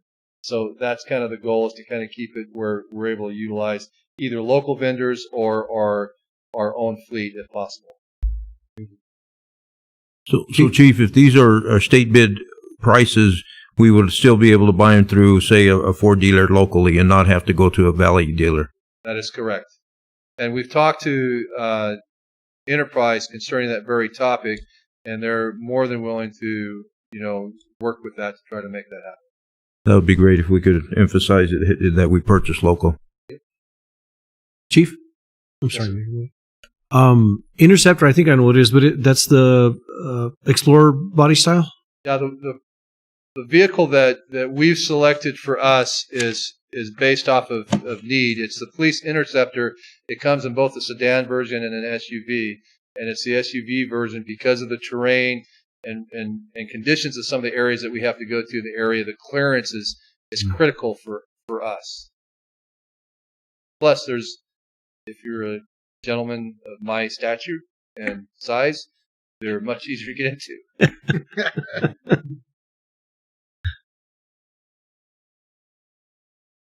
Cool. Mr. Mayor, members of council, this is an important step in the process of modernizing, professionalizing the city, and finishing the upgrades with PD. We're getting there with fire. We're getting, we're making progress all around.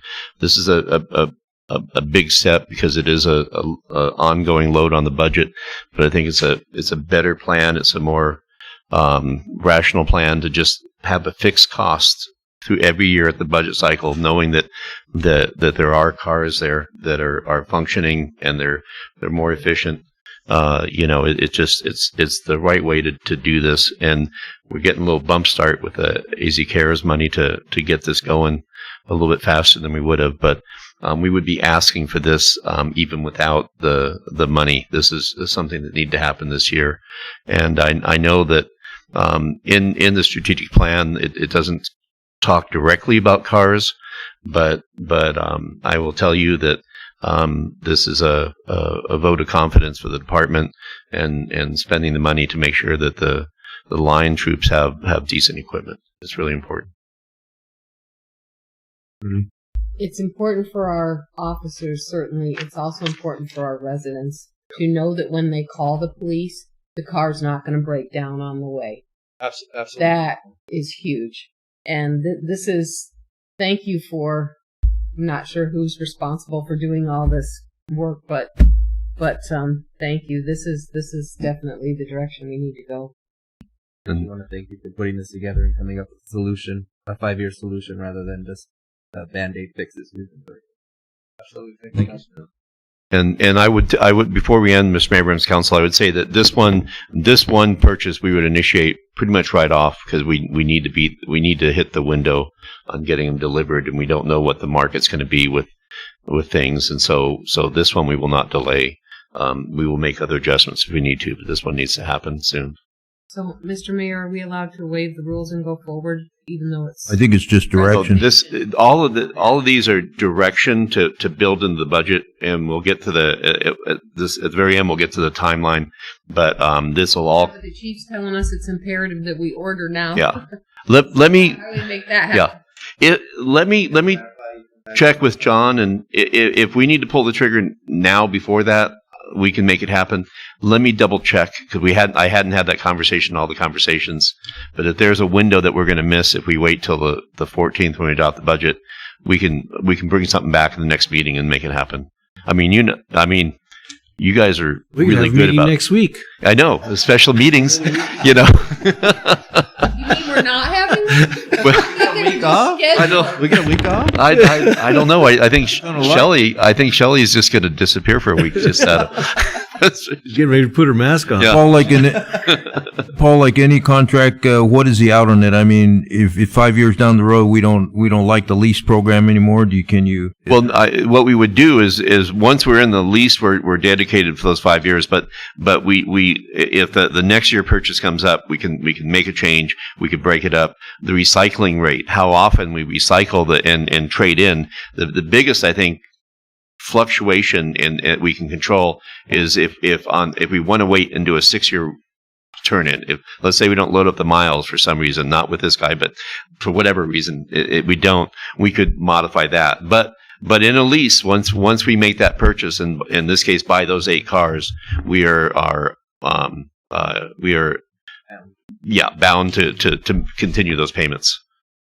But I don't know on the ordering when we actually sign on the dotted line. I think we got to get, if we can get the order in when we have to actually sign the contract for the lease. Yeah, and I've said this before, and Chief, we've talked about it, and Paul, we've talked about it. My company does a lease program with Enterprise, and I'm not promoting Enterprise. What I'm promoting is the method and the methodology of how we're going to maintain a fleet that puts miles on the road 24/7. That's required to be effective and on duty 24/7. And just through my job and my work, this has been a proven method to help meet those goals. Dependability. Yep, absolutely. Yep. Okay. And Dale, did you say what the window ends? Where are we at on the window? So it's kind of a moving window. So it really depends on if all the other agencies get on board. So the quicker that you get on board and get these ordered, you're kind of you have a place in line. And so if Chandler and Mesa and Phoenix all jump on board next week, we would then be behind them if we don't move somewhat quickly. And if we know we're going to move towards that, Jeannie, I'm not sure. Well, but to get the place in line, we have to go through the contractual and sign the paperwork. Ooh.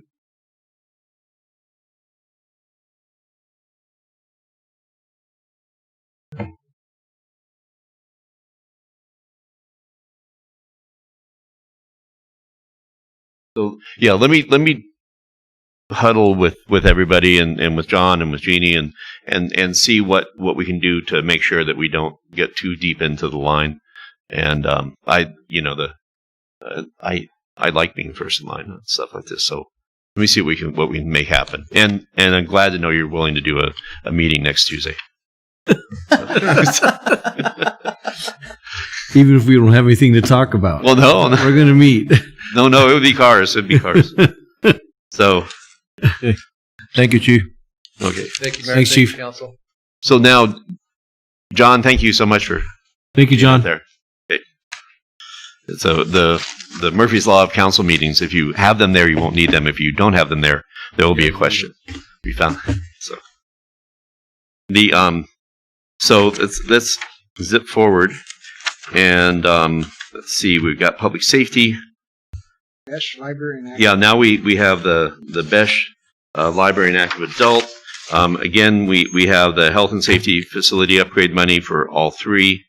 In BESH, we have the ruin stabilization and repairs. That is a carry forward, and we're finishing that off. It's just hard to find people who know how to work on, the what we have and to make sure we do it right. But we're carrying that forward to continue that. It is grant money, but we have taken possession. It's in our bank. Again, we wanted to put some money down at Active Adult Center. Her kitchen is doing well, and she's pretty outfitted, but we'll make sure that we can when we get them open. I'm not sure what they're recommending, especially for our at-risk population, but we need to make sure that when we bring them back to an absolutely safe, state-of-the-art facility, make sure we have the things we need. And then the library expansion, this is on the SAP also, and that is to possibly to do the roof and some demolition on the rogue building and turn half of the building shrink the building to make a meeting center out of it, as I recall the plan. So, and I know that Adria's out there watching at home if you have any additional questions on that. Then we, to the next slide, we go to, and again, this is everything that'll be included on the packet, on the final budget here. City Hall admin, we did do the, again, $5,000 for health and safety facility upgrades. We did not get to the carpeting this year on City Hall, and so we're going to carry that forward and do carpeting again. I don't think I will survive another year if I don't get carpeting in this building. And then the water office window. I think that window's worked out really good. I believe it's going to be a long-term thing. I'm not sure exactly what they have in mind to dress it up or make it more palatable. If they want to get the banker drawer or something, or one of those tubes where you put it in there. But I wanted to put some money in there just so we have some money to play with in making that water office, getting it adaptable because I'll tell you, flu season, we're going to be happy we have the window. Mm-hmm. You know, if there's just everybody's got, you know, if whatever's going around, it's just cleaner and better that way. There are some public communication software and tools that we talk to. There's different things that counties use for texting out messages. I think one of the things that we probably need to look at, and I hadn't picked out anything at this point, but better communication and different methods of communication. We're in the process. We're in the throes of the 6 weeks of building about to build our website. There may be some things we can add that. There may be some other different type of alert systems. So I wanted to put a little bit of money in there, that anything we can bring on for making better communication. We had the horrible, it couldn't be helped, but the horrible situation with 911 with going down and going back to traditional dispatching. And I don't know if there's anything out there, but if there's some low-lying technology that we could have as some type of alert system, everybody blast everybody out. You know, this is what's going on. We're gonna work on that. Mayor and council, the chairs. We're bringing back the chairs. No CARES money for that? What's that? There's no CARES money for that? I think I think we care, but I just don't think it would fit it would be or safety. Yeah, I'm gonna stop here. No, we decided not to. We do have some e-session conference room technology. I believe Zoom is going to stay. I think that meetings where people, you know, zoom in and zoom out and have them on the big screen and some different communication. So Danny had put together some proposals for both the conference room and the council chamber, the tech upgrades. I mean, we keep there's lots of little things that he's been doing, but I think that is something I also actually considered doing AZ CARES money. But as he took it, I got it to about $200 off on the bottom line as how much we spent. But I think that this would be better communication in this room. Again, City of Globe City Council is leading in doing virtual meetings and being transparent and we're just seeing some comments on the production quality of the meetings today. So that's good. We're making strides, and there's some upgrades that we can do in this room still yet. So we have that 9,000 there, and then economic development. We have the visitor center, Michelson building, that's in the SAP. This would be the outfitting the building and some renovations there. We added something called the Globe Reopening Fund. We did use AZ CARES money for that. And that would just be a plan to help as we roll out in the next 6 months. What can we do? I don't know where that's going to go, but I know that we're going to have needs that are going to pop up that we won't know exactly. And if it's related to how we bring people back, I think that's the place we find that money for. North Broad Street entrance. We brought back, and it's a carry forward. We were at 6 last year. We brought back 7 just because Jerry's working with the railroad now. And then swag line, it was in the SAP also, but we're talking about doing some marketing and trying to promote Globe. And so we put some money in economic development there. Any questions on any of that? And so in my cut and paste to get this from the big spreadsheet into these, I left out the IT department. And so, Danny, did you see my email I sent? There it is. Okay. Okay, so So that is what I had missed on there. Danny's been doing a wonderful job of getting this together. Let me find. Oh, I got to look at my screen and wake my computer up. Hang on a second, because I have not made it to get my glasses that I can read that. But it should say. Let me get my mouse. So it should say for general fund, all this is general fund, we should have software upgrades for $5,000. There are some, Danny's really good about finding free programs that do lots of things, but there are limitations on those free programs. If you tried free Zoom, you find out that at 1 minute 46, it goes dark. And so he wants to get professional versions of some of the programs he's been using. Office 365 expansion. The idea of getting a disk of Office 2000 and just using it till it drops. They have a subscription service, and we want to make sure that everybody has access to the latest program. It's always refreshing. It keeps everybody on the same compatibility. The PC refresh, I think we're getting close to touching most of the computers, but this gives some money in here so we can finish off and rid ourselves of the last, Windows XP machine and get everybody up to 10. Network upgrade citywide. This one's really important to me. Both these last two, the network upgrade citywide and new phone system citywide, to finish these things off.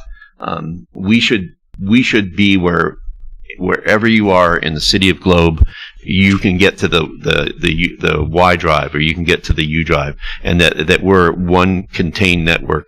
And he has the ability to get us all connected to where we can interconnect within the sites, but be safe from the outside world. And so gathering all the units together would be very helpful. Not a lot of money to do that. And then new phone system. I know that they implemented the test on the PD. They love it.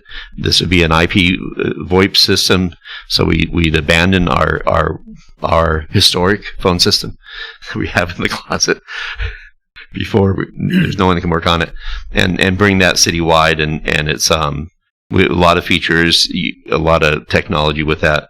And Danny's available if you have any questions about any of these. So, Danny, any highlights on anything on that? 30 seconds. Okay, there you go. Okay, so that was the one I missed, and so I think that covers everything, all departments. So this is the one-time purchase list, the CIP that we are proposing for the budget. Oh, the last slide, the costs. So let me, general fund, we're coming out at $263,000, which is well under what surplus we have. So this is paid for with ongoing costs, not coming out of fund balance. Water and wastewater come out of the substantial fund balances we have there. The half-cent HERF. We're spending pretty much any penny that comes in, we spend it, so that number represents the revenues coming in. The AZ Cares, we're spending $843,000, and I think there may be about $200 left over after we're done with that.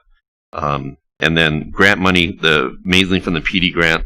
I think there may be other grants that we have to account for, but of new grants, we're about $400,000. The grant money is not funded; is just a placeholder to hold those funds in there. And in there, between the three other projects, the Connie's Bridge, the million that for the Cottonwood Bridge, and I can't remember the other money that's in there, about $3.9 million in other monies that we've gotten from the state, ADOT, and there's one other.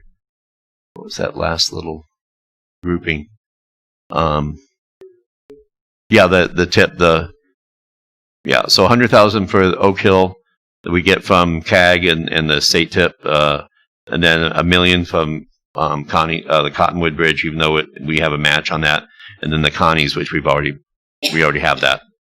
And so those are the CIP totals, and they're really, by standards, they're conservative, but we're getting a lot done, and we're not getting too much, but we're outfitting and really making a bump with getting some equipment that you know, and the equipment year to year I worry about the people and the salaries and getting everything taken care of, and then but getting this one time lump sum to get a lot of things taken care of equipment wise, and that makes it very well.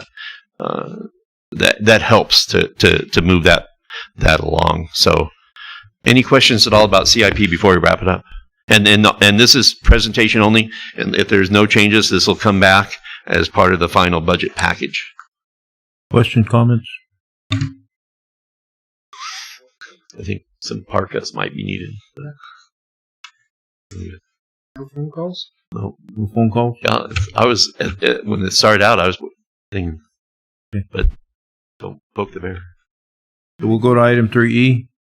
This is a presentation allowing council to review requested budget changes to the City of Globe fiscal year 2020-21 budget and direct staff to possible make additional budget changes to be included in a draft tentative budget for possible approval on June 30th, 2020. And so, Jeannie is going to be giving this one. And again, in order to consolidate PowerPoints, we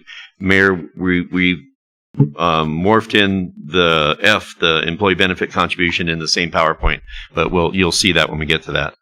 So, Jeannie, I changed it at the last minute. Good evening, Mayor and Council. This is a follow-up to our budget review Wednesday night, last Wednesday. And, so, Council gave us some direction last Wednesday night for some budget changes that you would like made. One of them was to decrease the percentage cut in the Economic Development Community Action account to 50%, which we did. Add janitorial services to the departments, and that expense, if approved by council, will be put into each department's individual contractual services account. Add $12,000 each to fire department and police department for vehicle and maintenance repairs, and that dollar amount may go up pending an audit that we're conducting on the invoices, since we didn't have a clear idea from the invoices that have been processed to date how much belonged to fire and how much belonged to police. And we will add the AZ CARES funding in the appropriate CIP accounts, which Paul just identified to you all.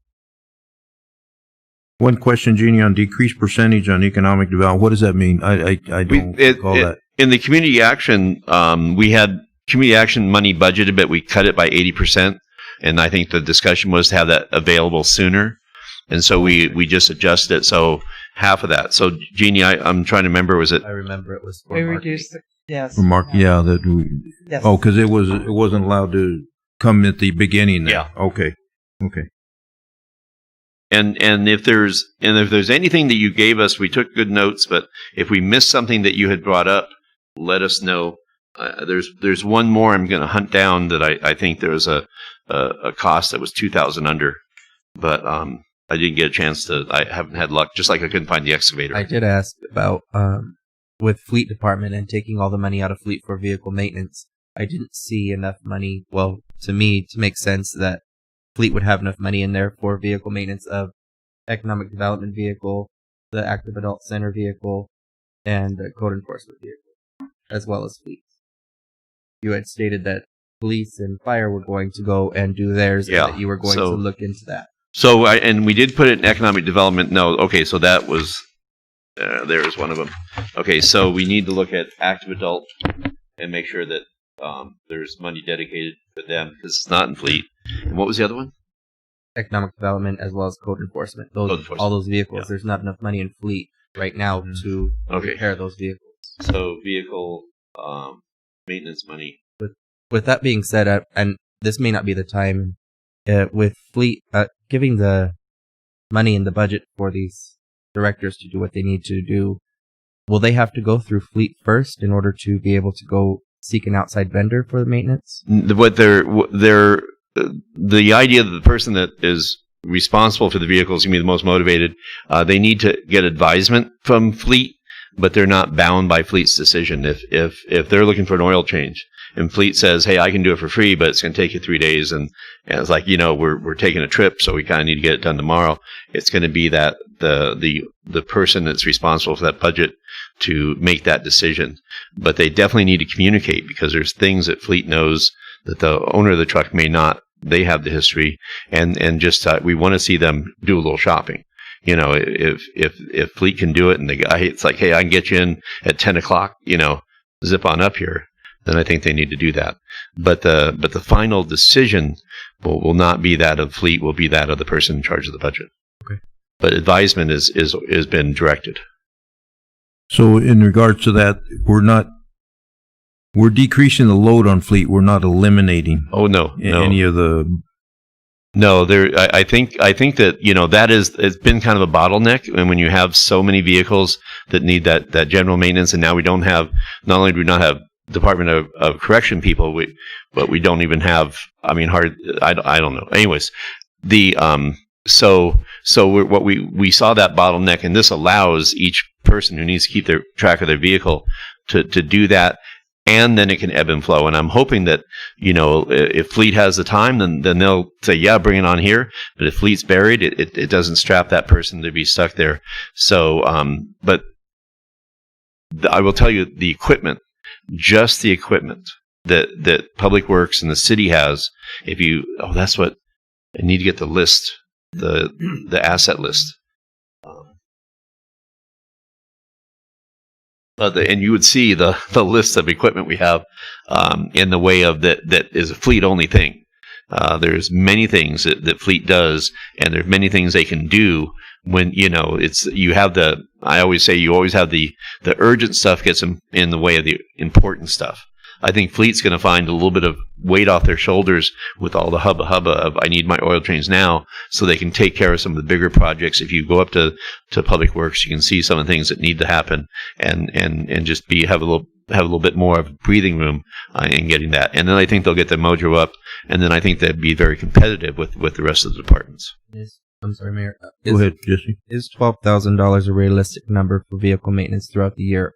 No, that was $12,000 in addition to what we'd already put in there. My concern is that they'll be coming back and asking for more money from contingency or general funds. And we have till July 14th. I'm going to try to get the audit finished and figure out exactly what we spent, so we can have the historical record of each vehicle. Okay. And try to get that done so we can look at that. But no, I don't like bringing the council.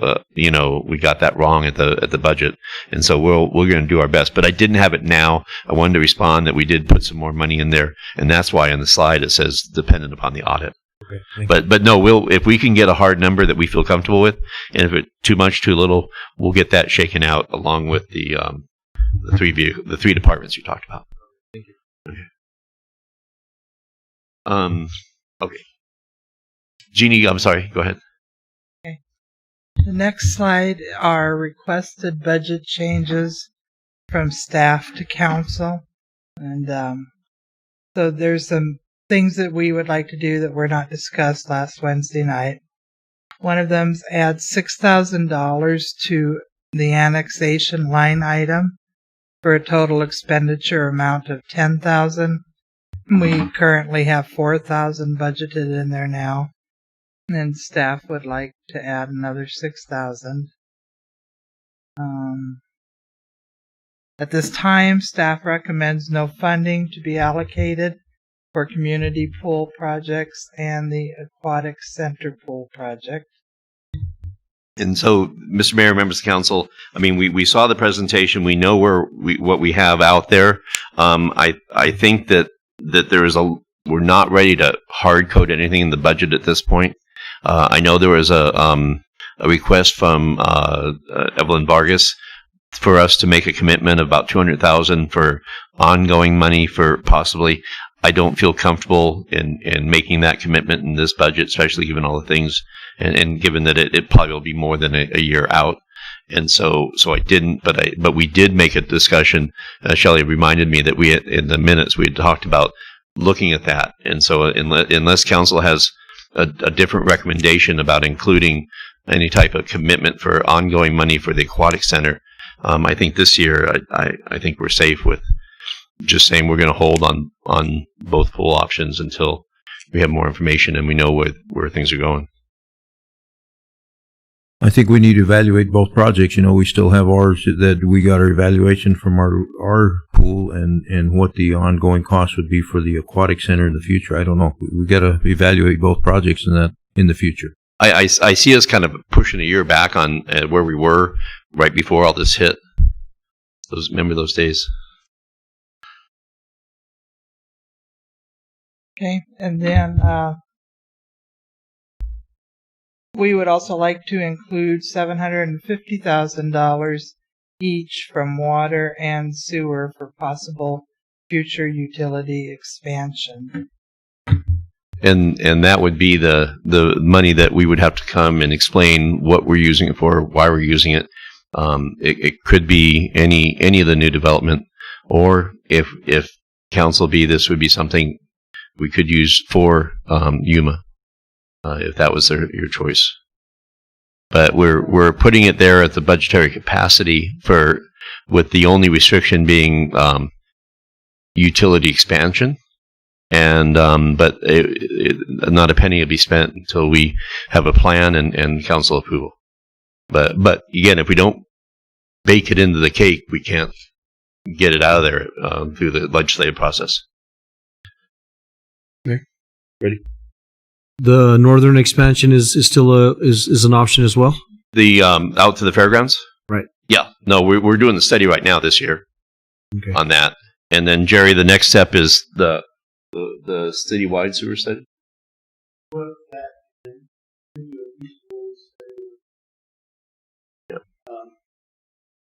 There are other funds available besides those funds.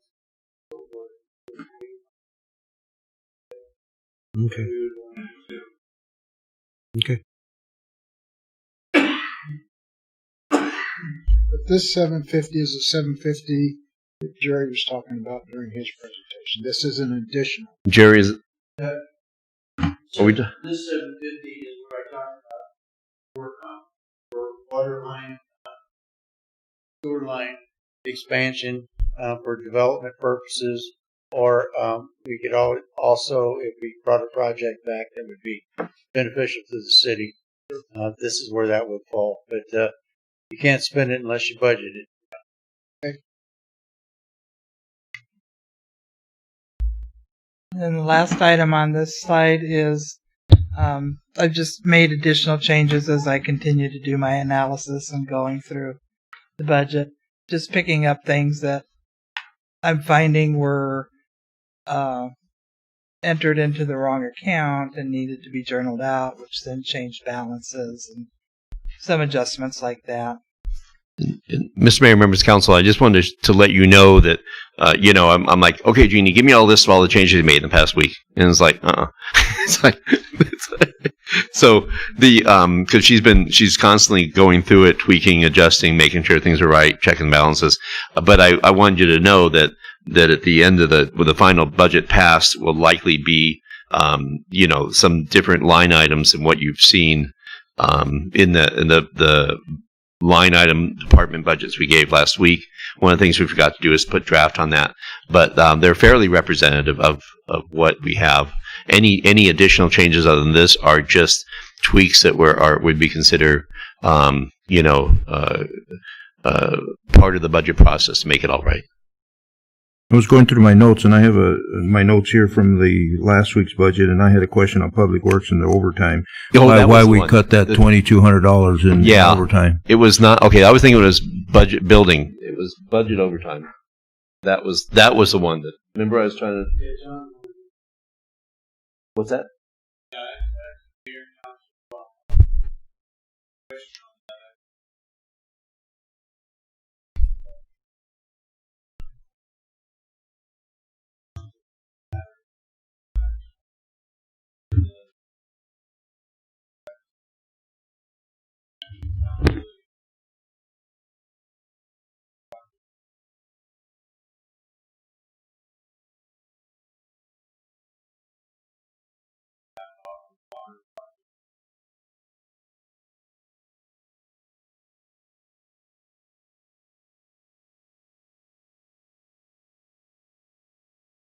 Okay. Oh. Okay.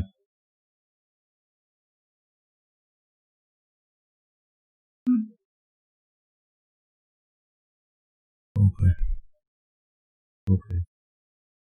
That was one I couldn't remember. Yeah, that makes sense. Okay. And then just one other question, another concern I had was under fleet maintenance, and I see a deduction of salaries and wages from 124,000 to 85,000. Why is that reduction? And that was again the same thing where we're taking because there'd be less work on general fund and we're breaking those into water and sewer enterprise. And so their salaries are split between the departments of where they'll be doing the work. And so it's not a cut; it's a reallocation to a different funding source. So it's a zero-sum game. It changes one to the other. Anybody have any other comments or questions? The fleet one was the money that was budgeted in fleet for salaries last year. Like Paul said, allocation changes were made, but it wasn't made within Casell, and so a lot more people were getting charged to that than what Jerry had originally budgeted.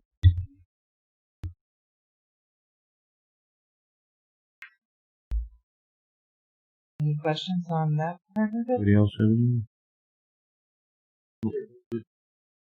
We're good, Jeannie. Moving on to the janitorial janitorial services costs. We reached back out to JaniServe and had them provide a quote for Public Works. I think that was, and then fire department was taken off of the cleaning services because they have their own. And I believe the direction, I think we talked about the direction last week that you asked to see all departments included. So we included Public Works, but I think the discussion was that fire did not want to be included. So it kind of came out of wash. But I will tell you that Jerry is not. I think his recommendation would be not to include Public Works in this service. Yes. Why is Did you say you had 7 bathrooms out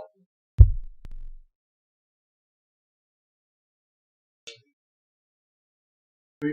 We've discussed it, but with our facilities and so forth, we don't want people in there after hours, and it's a security thing and so forth. I mean, we have people we have inmates that do the cleaning and so forth. I don't see where it makes sense to spend that kind of money. Do you, John? And it is more than just the bathrooms. It's the office spaces and things like that. But I think you guys got that handled too. So if you've come, you've all been out there. Our facility's clean. We keep it that way, and we have a current plan to do that. And I don't see us making arrangements to secure everything so somebody can come in after hours. That makes sense. I have another question. So I don't see the adult center on here, and my concern is the public bathrooms. Right. Now you have the staffing down there. You have 4 DOC people and a crew where they do the kitchens and the dining room already as you would a restaurant. So they're pretty geared up on that also, and so the idea that and their bathrooms are very pristine. If you've been in there, they're some of the best bathrooms in Globe. And again, people coming in, I don't know if you've ever gone in there after hours, but there'd be nothing to clean. I've been in there after they close up, and there's not much left to do. So I did include them. Do you really anticipate that we will see DOCs in the next 6 months? Yes. That's a good question. I don't know with all this.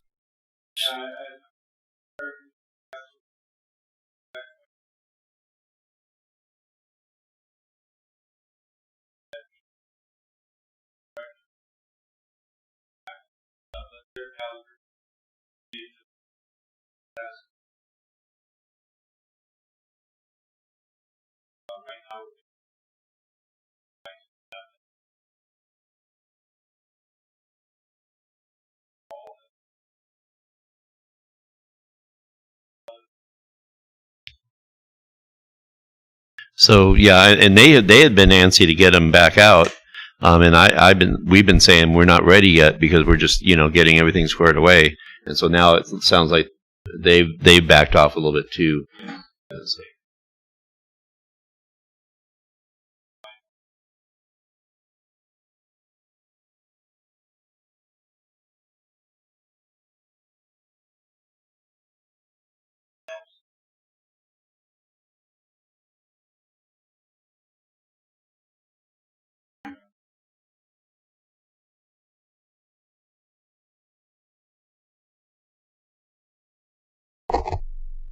And Mr. Mayor, members of council. Oh, go ahead. Mike, go ahead. Are all our people back to work at Public Works?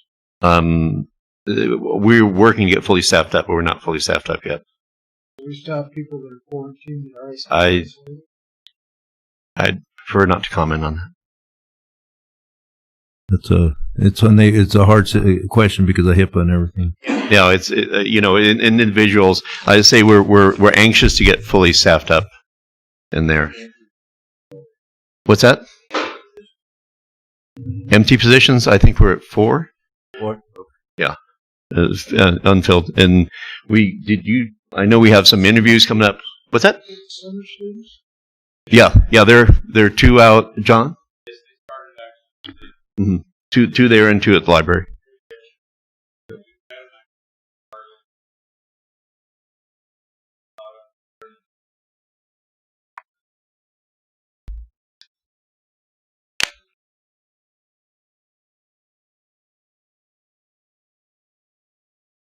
I mean, we had a conversation of, well, do we want to take them out there and put them within our crews, and then we're like, well, these are young people, and do we want to take them out there and put them within our crews? so we decided Besh was a good place to start, and they get a variety of experiences, and they're working, I think, with Scott and Leanna. Yeah.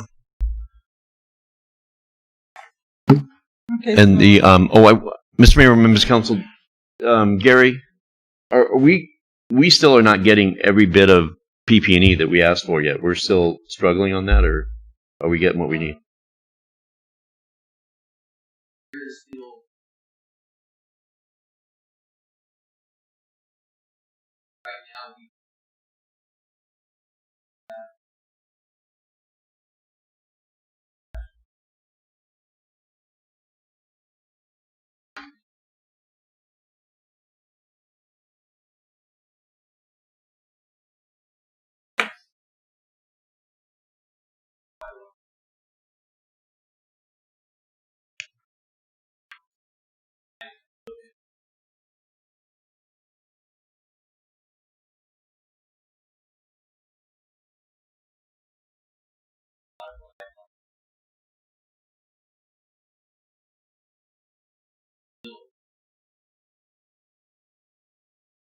Did we get any supply from Department of Health Services? They supposedly got theirs last week.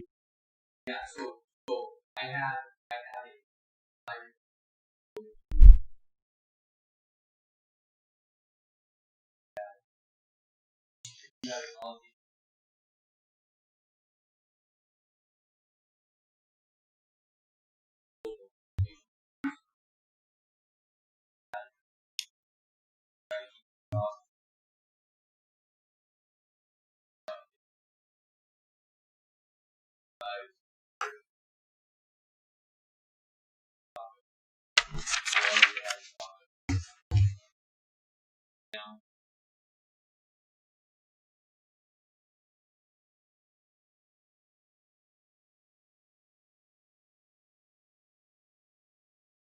Thank you, Mr. Mayor, members of council. Yes, and Danny's probably throwing daggers at me. We need to get people up to the mic, so I know that the audience at home can't hear when they're talking from the audience. So my apologies to Danny and the audience out there. Mr. Mayor, I think this. Ready, go ahead. Thank you. This is for Chief Walters. Do you have any concerns with the janitorial services in your department? Any red flag policies that you have concerns over? council and mayor and council. To your question specifically, yes, we do. Anytime we have people coming into the agency, particularly after hours and stuff, it's incredibly important that they're vetted. However, the company that is currently being considered for this, to my understanding, is currently doing it for other entities such as myself. I want to say the sheriff's office. So, no, with this company that we're looking at, I think we're fine. Okay, thank you. Any other questions on the changes? So we're going to include item F in there also? Item F? Yes, and Okay. so if at this point, now if you want to read F, this would be the time. Yes, council will review new employee benefit contribution rates for medical insurance and possible approve fiscal year 2020-21 employee benefit contribution rate schedule. And so, Mr. Mayor, members of council, we brought back 4 of the contribution angles, and if you want, I can kind of go through them. When I get myself in trouble, Jeannie's going to rescue me. So, as she's done before, and we'll do again. Okay. Did council have a chance to review them all? I mean, as far as... Yeah, and I sent these out Saturday morning. What the differences are? So just real lightning quick. Option 1 is the request 80% employee costs, 20% employer, 80% employee, 20% all people. Option 2 is city pays 100% of every employee, and we pay 2/3 of dependents. And that has been the traditional one that we've done prior to my stint here. Option 3 was we're talking now option 3 and 4 just about the 7.9 increase, and that would be an 80-20 split where the employer, the City of Globe, picks up the 80 and we pass along the 20% to the employee. And then the fourth one is the 50-50 on the increase.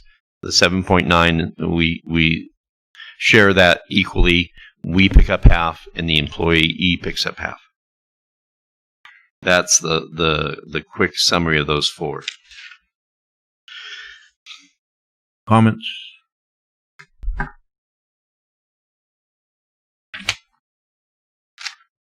Mr. Mayor, members of council, we did have some information that we had pulled together. This is the growth in healthcare costs. I'm sorry I didn't get this to you sooner. We did look at some historical data. You can't compare what the city paid total for healthcare one year to the next because we may have more or less employees on the plan. So you may have what we looked at was the actual cost for each type. We did HMO because we've had that for 14, 15 years. And so if you look at this chart, the bottom one is actually the long term. That's over 11 years from FY 2008, 2009. We have the cost that the city has paid has grown 114%. Okay, over those 11 years. So it's more than doubled. In the upper one, we go the past 3 years, just the short-term history, and that's 2016 to 17 to 1920. It doesn't include this year, and we just those 3 years, we've picked up 25% additional over those 3 years. Our 3-year general fund growth has been about 4 to 6%, and 6 is being generous, but the growth in our healthcare cost is outpacing the growth in our revenue collection, and so that's what we're as a manager and is looking at the fiscal future that if it doubles every 11 years, we're going to have problems, and 2 things will have to happen: either we'll slow down on our hiring, or we're going to have to go to a less expensive plan. And neither of those are good.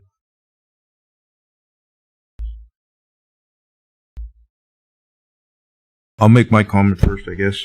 3 of these options are pretty high as far as, well, I think they put a lot of cost on the employee themselves. And I understand that we need to be conscientious of the funds that we're spending, but you know, at this time, every time we come to this situation, we're rushed in the decisions we make. So my opinion this year is if we can afford the 80-20 plan, which is the option 3, where we pick up $100,000 and the rest of the employees pick up $25,000.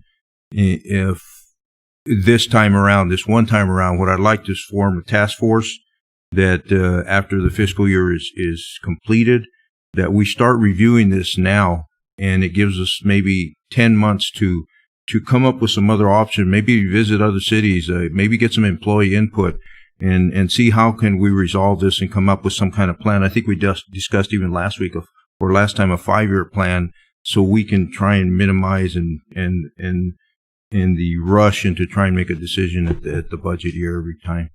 You know, I'd love to have a couple of council members on that we put some time and effort into it to get us to that point next year. Mr. Mayor, nothing would be more responsible than to just come together with a 5-year plan, and we would put marks depending on if it raises or doesn't raises. It's so much easier to talk about this before we get the numbers, and this is what I've learned from Gary on the incident command. Let's say, okay, if it comes in 5% or less, what are we going to do? If it comes in between 5 and 10% increase, what are we going to do? And then we can map out, and heck, 4 years, next 4 years we'll just be putting it on consent. It's like, let's just go with the plan. And we wouldn't have this stress and some of the most, the hardest choices that this council makes are these decisions on this, because they directly affect people and they directly affect the bottom line, and they're in conflict. So I would urge that any solution that at least gives a surety and ability to plan and see our costs, that would be helpful and responsible. Yes, you go. I agree with the 80-20 with a task force, and I'd like to be on that task force if you'd like to go through with that. Like I said before, with the 5-year plan, we just slap band-aids on it every year. We get to this part, we just slap a band-aid on it, and we move past until here it is again. With that being said, I would like to look at cost of living increases on that task force as well. I mean, like I said previously, if you dwindle down what is already a small paycheck, we'll start losing our employees. So I think this is the most logical explanation to do right now, and then look at what we can do next year better. And we're very fortunate coming out of what has been going on with our economy and everything in our city, and very fortunate to even afford that, to be able to do that. I think it's and it'll be minimal cost really to the employee. It won't be a big amount at this time. Yeah. No, this would be very palatable. The 80-20 option 1? Option 3. Option what? Yeah. 3. Yeah.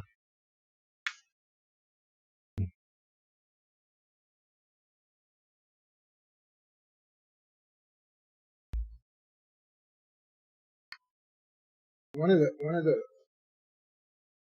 issues was employees, some not having to pay any of the premium.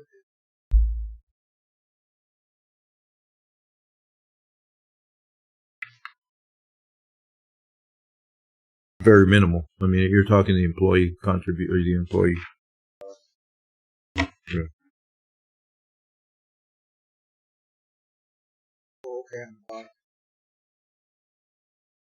So in looking at option 3, the employee who had been paying 0, that'd be a PPO alone, would be paying $6.22 per paycheck.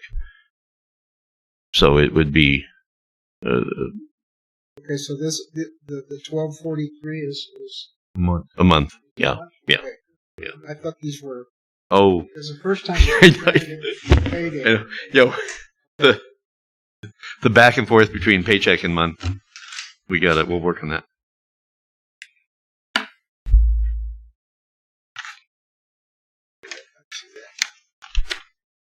Makes a difference. you're looking at it. I mean, if you look at some of these other options, it really puts a burden on the employee. It's up to $100 to $200 more a month they would be paying for their insurance. Oh, one's $400 a month more. Yeah, that's what I was looking at. Option 2 is $400 a month more. Yeah, I'm not in favor of that. Yeah. I'm really not in favor of any increase to the employee. However, I also realize the value of compromise sometimes. So that's it. I guess I would go along with option 3. But I would definitely like to be on that task force as well. Okay. Freddie, any comments on it? Sure. So,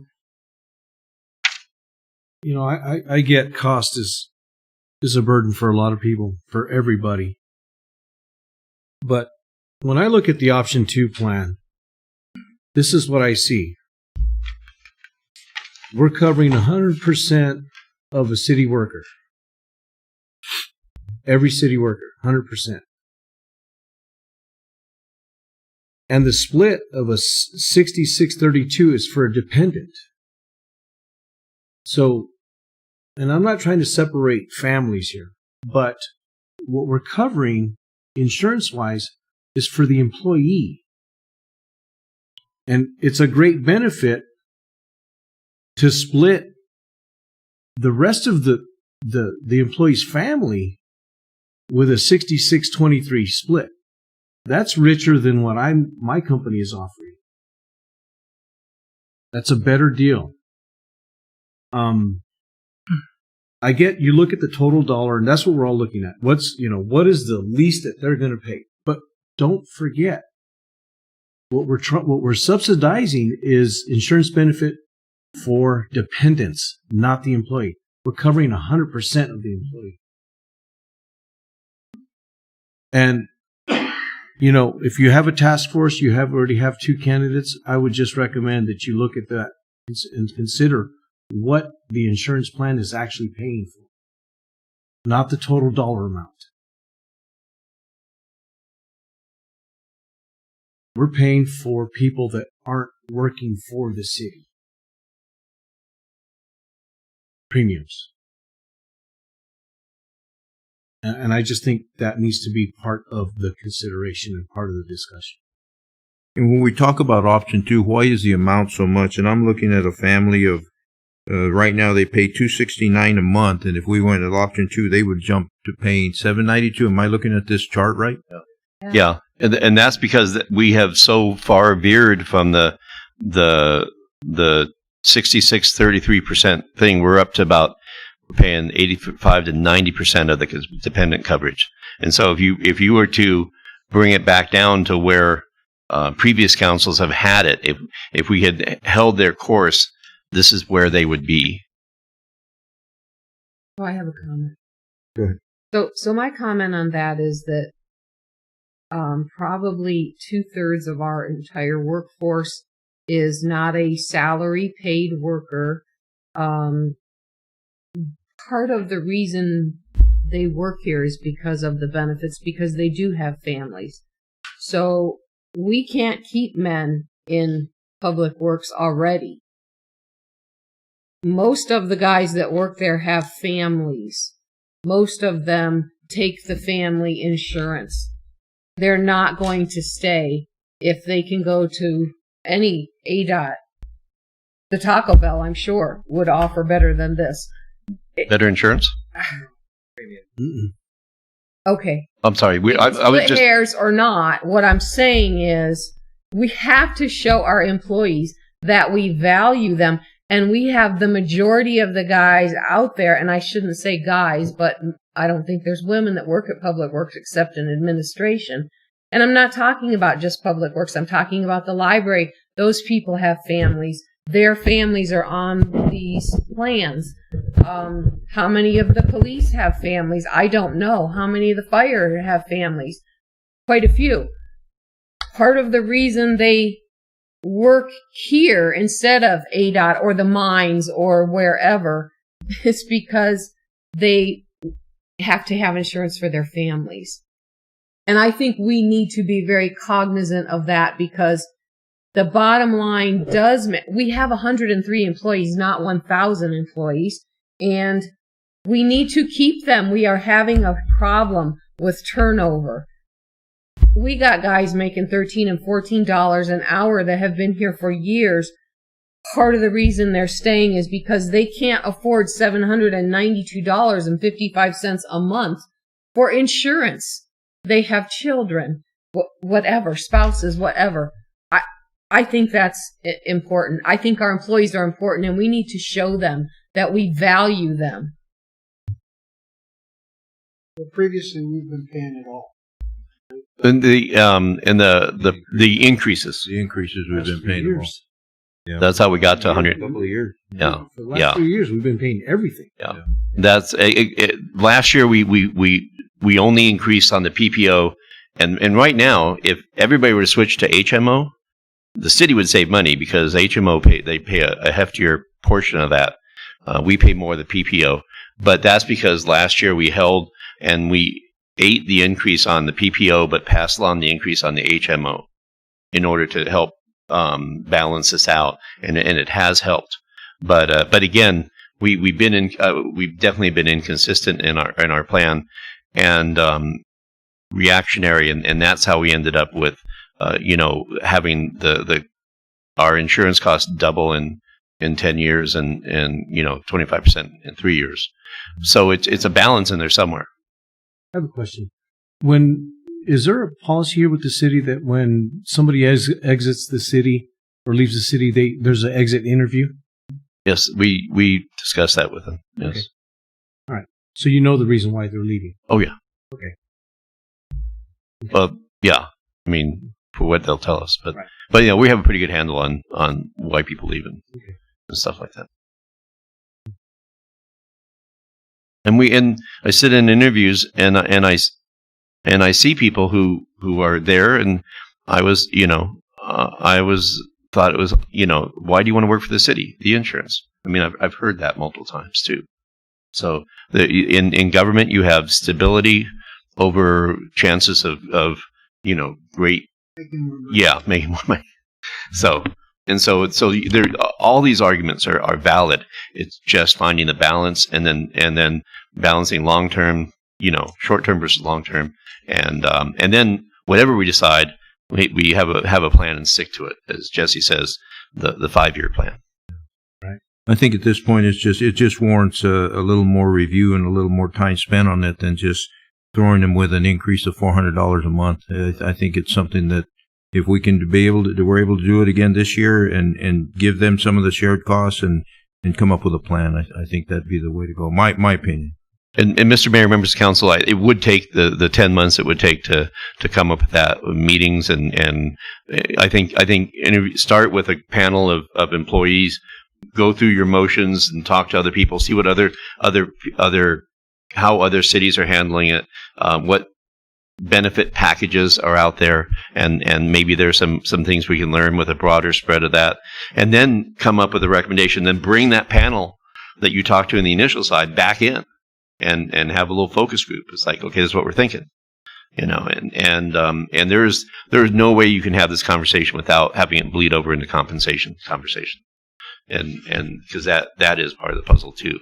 So it's like I say, if we start now, we should be ready by June 2021. And we're still having the payment for helicopter flights is in this budget. Oh yeah. Oh, that's. I only want to say chicken feed, but that'll be included. That's very easy, and that's just like a slam dunk. So that'll be in there. Well, when I initially looked at this, I was looking at the option 2, which was, it is pretty drastic. I can agree with that. But are we saying the city's going to take care of it all now? No, I think what's on the table. Want to adopt one of the resolutions. I think right now we're looking at option 3, which is the 80/20, and that would be the least painful. That's where the cost to the employer for all people employed is a grand total of 25,000 spread among the 93 people, and that would be that's the option that is out there. It's not 100%, and previously I'd asked that that at least we start some type of split. I think that's the most passive of the option, 4 options on the table. And the city absorbs 103,000. Exactly. I can see that, and I would suggest on the task force, not only do you talk about medical, but you talk about the salary scales. Yeah. Okay? And the cost of living makes sense too, because, like I say, that the money we pay our employees is kind of scary. Yeah. Oh, I think so too. I wish we could. Our hourly, I'm not. Yeah. From the top to bottom, it Yeah. needs to be more consistent or. Well, I mean, you have like 11 different units that have different skills, indoor, outdoor, and so you're going to have if you have 11 different types of activities with a range of top to bottom, you're going to have, Sure. You've got the guys on the bottom and the guys on the top. Yeah. But this is a pretty critical. Well, and it's costing the city, which is the taxpayers' money, Yeah. quite a bit of money for us to pick it up. Yes. Like you've done over the last 5 years. Yeah. And it's a benefit package. I mean, But how much is it costing? Excuse me. Um, How much is it costing us when in the last year we've had how many? You guys know. I'm thinking 6, 7, 8 people we've lost in a calendar year. What does that cost the city? A fortune. it costs John a lot of heartburn. Besides the stress on everybody, yes, you for sure. The but train. on everybody, we are not. We're looking at these dollars, not figuring. And I don't know I can't remember what you call them. You call Dependents? I'm sorry. Dependents? Oh, no, you call the dollars something different. When it's like ghost dollars, it's not ghost dollars. It's a hard cost to us that we lose when we are continually. What do you call that? I'm trying. Let me think. Okay, now you got. He's got an adjective for it, and it. Yeah. But it does matter. It's costing us grief and time and money and effort. And why do we got to keep going through this? Why are we going through these people? There's a reason. Yeah. There's multiple reasons why, but you need to optimize as many of the factors as you can. I'm sure they're not all leaving. Yeah. No, they're not. But salary wise, salary wise is huge. We need to look at it. And I will tell you that if we can hire up a little bit, and hiring somebody that has commitments, family, car payments, house payments, it tends to stabilize. They tend to be a little bit more reliable. Some of the most not whimsical, but when you are single and living in your parents' house and it's go to work, or they don't think long term, they're thinking a little short term. John, save me here. Is there anything that I'm trying to say that you can say better?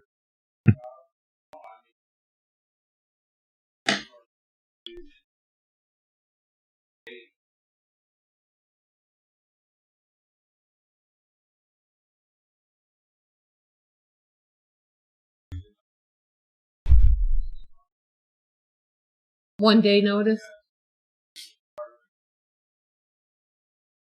Yeah. No, and that's the thing, is there are certain people. I mean, we're looking at what is their. We ask the question, where do you see yourself in 5 years, and why do you want to work here? And you can tell from those answers, somebody that may be less reactive to on the spur of the moment or whatever, and so we try to narrow that down and hire people who we feel comfortable investing.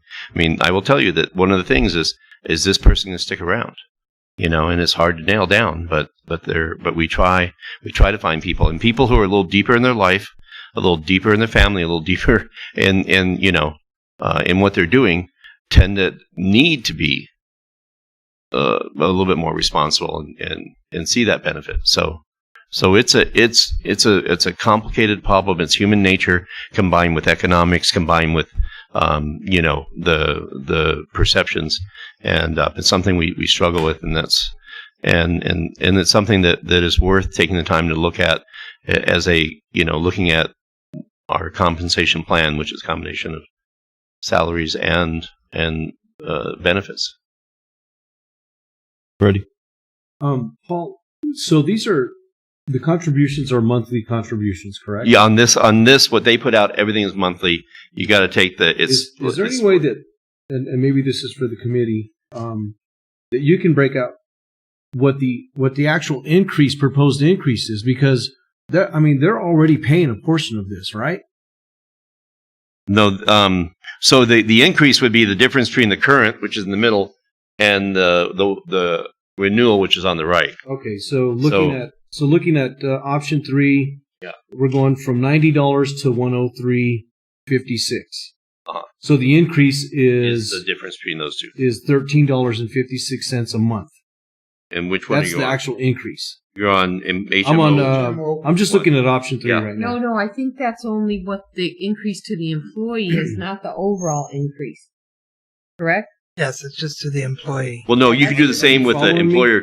So the increase to the employer would be the $750. I'm just focus on the employee. Okay.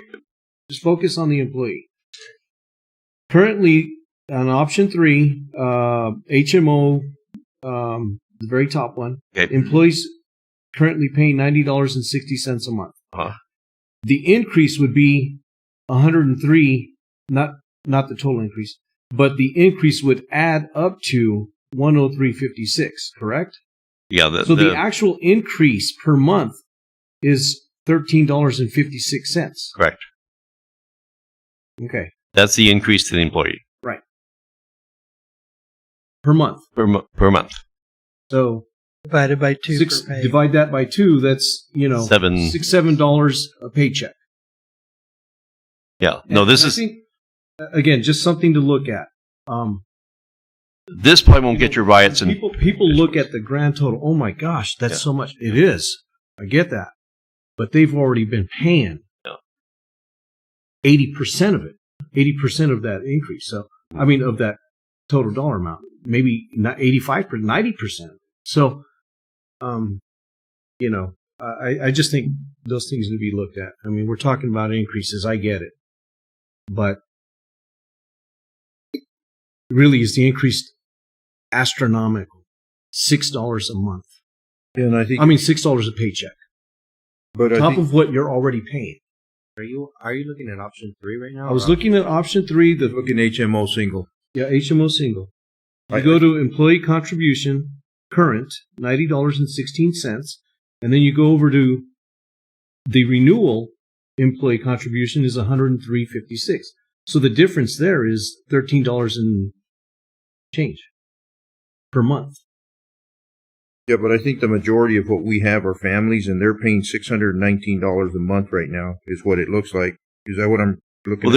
There are 11 people who are paying $619. And the increase is going to be to $656. So right. That's because it's a family, they got more of an increase. What I don't understand is why we're not paying 100% for the employee on an HMO.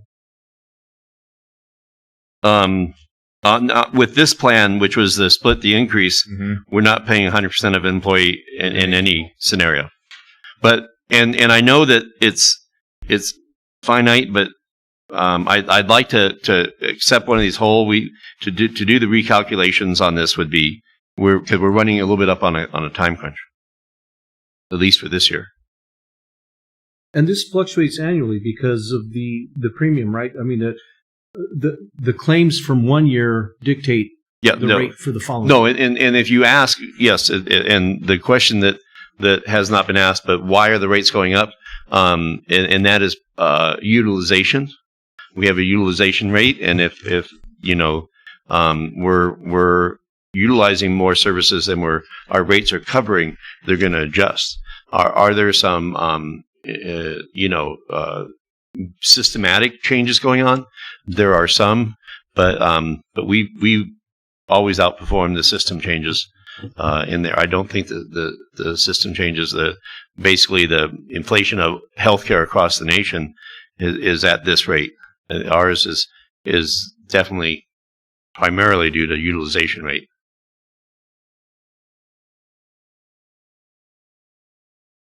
I mean, chances of it going down are slim, but Yeah, that's what really drives it, right? It's there was one year. Jeannie, what year was it that went down? Yeah, there was 1 year that it actually went down. We were surprised, and I think 12. I think Shelley had everybody on a strict regiment of kale and running. No pizza, no beer. Kale and water. What? It was 2012, 2013. For some reason, 2012, 2013, our rates went down, like the good old days. And I would like to point out also that I know you're feeling rushed. You feel like every year, the last minute, you have to make a decision. However, the insurance company can't get the new rates until the very earliest when April numbers are in. So when they bring us our quote, that's only up to whatever April costs have been incurred in claims up to April. So it is a timing thing that makes it tough on everybody because you feel like you're rushed to make a decision, but we can't really get the numbers any sooner. And with the fiscal year ending June 30th, it's tough. With the trends, though, over the past, take the last 5 years, and you can look at the trends and kind of see where they're going. Yeah, Mhm. Try to make 6 to them 8%. educated. And and so we can put what ifs in there. Formal numbers from the insurance company much sooner. Yeah. Well, after I could be wrong, but it appears that because of years of not keeping a regimented insurance plan, we've kind of found ourselves in a pretty deep hole. Yeah. With our employees. And it's hard. It's hard. Like I say, it would be good to take the time, sit back before you're faced with the vote to get a plan, balance this all out, and then come in and hopefully stick to the plan. Yeah, I think that's Well, I think this group, this task force I would like to see them do research on other cities. I know Seagull Transit gets us the best cost available, but I think we should look at other cities and look at what just the comparisons that we have all in place. And I like the idea of maybe looking into salaries, but I think that should be a separate task force because I think we need to concentrate on benefits and salaries are going to be. Man, we've had so many salary studies in the last decade that I know of, and we have done some restructure in police, fire, and public works. So that all needs to be brought into as a review in that whole thing too. So, good luck, task force. Yeah. So, do we have any type of motion at this point? Is this a motion? Is this a direction? This is a presentation. Budgetary direction.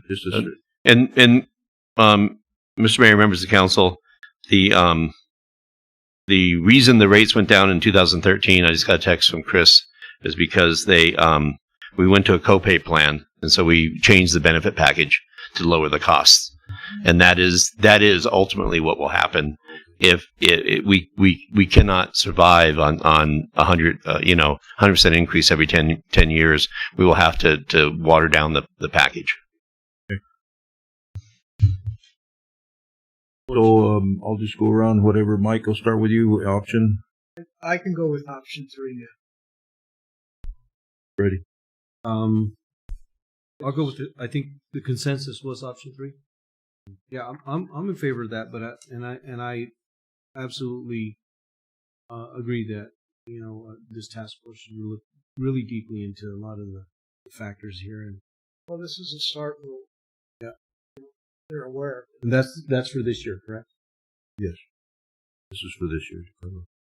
Jesse? Option 3. Ready? I'll agree.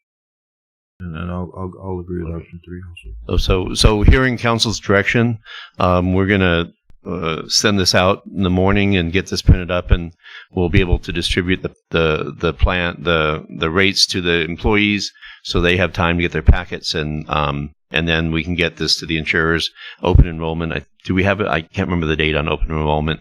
We'll decide that, but they'll have a little bit. It's going to be about 10 days to 2 weeks to for them to sit with their spouses and make their choices and stuff like that, which is a little bit accelerated, but there's not a lot of change in the cost, so it's not like they're trying to balance out. I think everybody should be able to do that, and we apologize for having to do that, but we had to get this taken care of, and that way everybody have brand new insurance cards on July 1, and a plan in place. And I will also make the changes in the budget. Thank you very much. Okay, our last slide is... So we finally got the consent calendar? Yes. Well, we have, no, actually we got just the timeline. Yes. Were you done, Jeannie? No. Oh, we have one more. Sorry. Yeah. So, this is the budget adoption timeline. June 9th, Council will give direction on budget changes today. So we've already gone through all of this. June 22nd, which is a Monday, we will have the possible adoption of the fiscal year 2020-2021 tentative budget. July 1st and July 8th, the Auditor General's budget forms will be published in the local newspaper for 2 weeks. And we will post the tentative budget on the city website at that time. July 14th meeting, we'll have a public hearing for the 2021 final budget and tax levy, then convene into a special meeting for the adoption of the final budget and tax levy. And July 15th, we will post the final budget on the city website. So Mr. Mayor, members of council, 2 things. We are not anticipating any change in our rate, our primary property tax rate, and so we're just going to hold with what we have, and so there's no truth in taxation requirements. We're not changing that at all, and so the tax levy is just a punctuary. And then the big question is everybody. The tentative budget sets the top of the budget. We can make any changes within that. The only thing you can't do is go over that maximum amount. And so we're going to compile all this into the budget and come back with the top number that we're going to have. That'll be more overview of the money, and vote the tentative. And then we'll still be able to make line item and changes like in, let's say we did want to move more into fleet. We could just subtract that out of contingency even after tentative. So we still move money around. The question on the table, though, is the June 22nd, the Monday date, and that's for availability. You won't. Yeah. I'm good. As far as I know, I'm available. June 22nd. You're out of town the 22nd. Yeah, I'm out of town. Are you here on the 23rd? Okay. Yeah. You don't have. And the mayor has a conflict on the 23rd. You don't have to change it on the county meeting. Oh. Could you call in or Zoom in? No. He's turning 30. What's that? That's not that one open. Oh. Okay. Wow. Oh, I won't be here either. Well, is council as a group okay with moving the meeting from the 23rd to 22nd?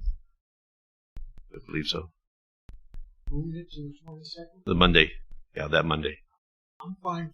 And I think. As of today, I have no conflicts. So. Okay. So like it appears we have direction to move it to the 22nd. Councilman Neetham, thank you. Appreciate that. No meeting next week? If you want. Yeah, just have one. You know, I can get to some asphalt prices. We can come back and So are you complete now, Jeannie? I am. Thank you. and the insurance will happen, and I'm sure that the HR department is very thrilled that they can get this out to everybody, and we'll get everybody signed up. We are doing open enrollment. It will not be the party out at Besh. It'll be a Zoom enrollment, so everybody will come in here. And they can either Zoom from their computers or come in here and watch the screens, and all the different providers will come in and talk about dental and health. And I don't know how they're going to draw blood through Zoom. Well, do they draw blood? They do. They do a little blood test. My one time to find out my blood sugar. Yeah. So I'm not sure how they're doing that. Okay. So, Mr. Mayor, members of council, I think this concludes the presentation portion. Okay. We're in consent calendar now. I'm going to read consent calendar. Consideration to waiver of section 2-4-10A prior discussion rule to allow action on the balance of the consent agenda. Accounts payable $594,802.15. Consideration of approval of council minutes. Historic Preservation Advisory Commission, May 26, 2020 meeting minutes. March 2nd, 2020 special council meeting minutes, and March 10th, 2020 council meeting minutes. Anybody from the staff, council, or public wish to remove any of these items? Mr. Mayor, I'd like to remove move 2A, historical prevention, preservation. What time is it? It's 10 o'clock, 10:30. Yeah, it's pretty late. I have. I'd like to address an issue there on 2A. Council Okay. will go for it. Move to accept as presented with Mr. Pastor's caveat. Second. We have a motion and a second to approve the consent calendar minus 2A. Any further discussion? All those in favor say aye. Aye. Any opposed, nay. Any abstaining? Okay, motion passed. We'll go to 2A, and that's what's your question on that one? Paul, when we were having the discussion, I think it was last meeting, we talked about the increasing the size of the advisory commission. For the historical preservation? Yeah. Yes. And you were going to bring that back? Yes, and I apologize, did not have the time to bring that back. We just been, trying to get all the pieces of the puzzle that you saw tonight, working on that. Okay. But I know that on the 22nd. Okay, if you make a little note for it. Yeah, let me do that. Put it on there. So historical, and that is tell me again. We're going to talk about the structure of the historical preservation. Right. Okay. Just more I information. understand there's some people who desire to be on the committee, and they've put applications in, but they haven't been notified or asked to come in and talk or anything. Okay. Okay. Yes. Do we have motion to accept item 2A? Second. We have a motion and a second for approval of item 2A. Any further discussion? All those in favor say aye. Aye. Aye. Any opposed, nay. Motion passed. We have no new business, no action items, late agenda items that we already presented. Do we have any calls for call the public? Anybody with us? No e-session? What, Danny? How many people are watching? Oh, Yeah. How many of those aren't city employees? Your staff does follow the meetings too. Good. Yeah, and then they text me. Scheduling of meetings. The only change we had was the 22nd. Yeah, if we're okay with that, that's fine. We're gonna bump up the June 23rd meeting to Monday, June 22nd, and then at their point we'll have the tentative budget on there. Same time. 6 o'clock. 6 o'clock. Yeah. Yeah. We should. I don't know why we move meetings 5:30. It just messes everything up. It's that's long. You should start moving them up to 4:30. 4:30. Yeah. Yeah. Yeah. And I'm happy I broke this one up from the last one. Originally, I thought it'd all be in one night. I wouldn't have been ready. I'll tell you, Mr. Mayor, Members Council, Jeannie has worked tirelessly. She's back there, and She has, none of this would happen without her hard work and doing this over the weekend, last weekend. So, over this weekend, there was a flurry of emails. I know she's done so much to make this right and be ready and get ahead of the curve. And, and then with the support of everybody else, with Shelley and Chris helping us and Jerry piping in at certain points, key to this process. It's amazing how he knows when to show up on Zoom. I hope we're giving extra time off for all the extra time. We're gonna, yes. We're actually, she's going camping with your family with you. So. There you are. Okay, future agenda items, just the historic prevention, preservation.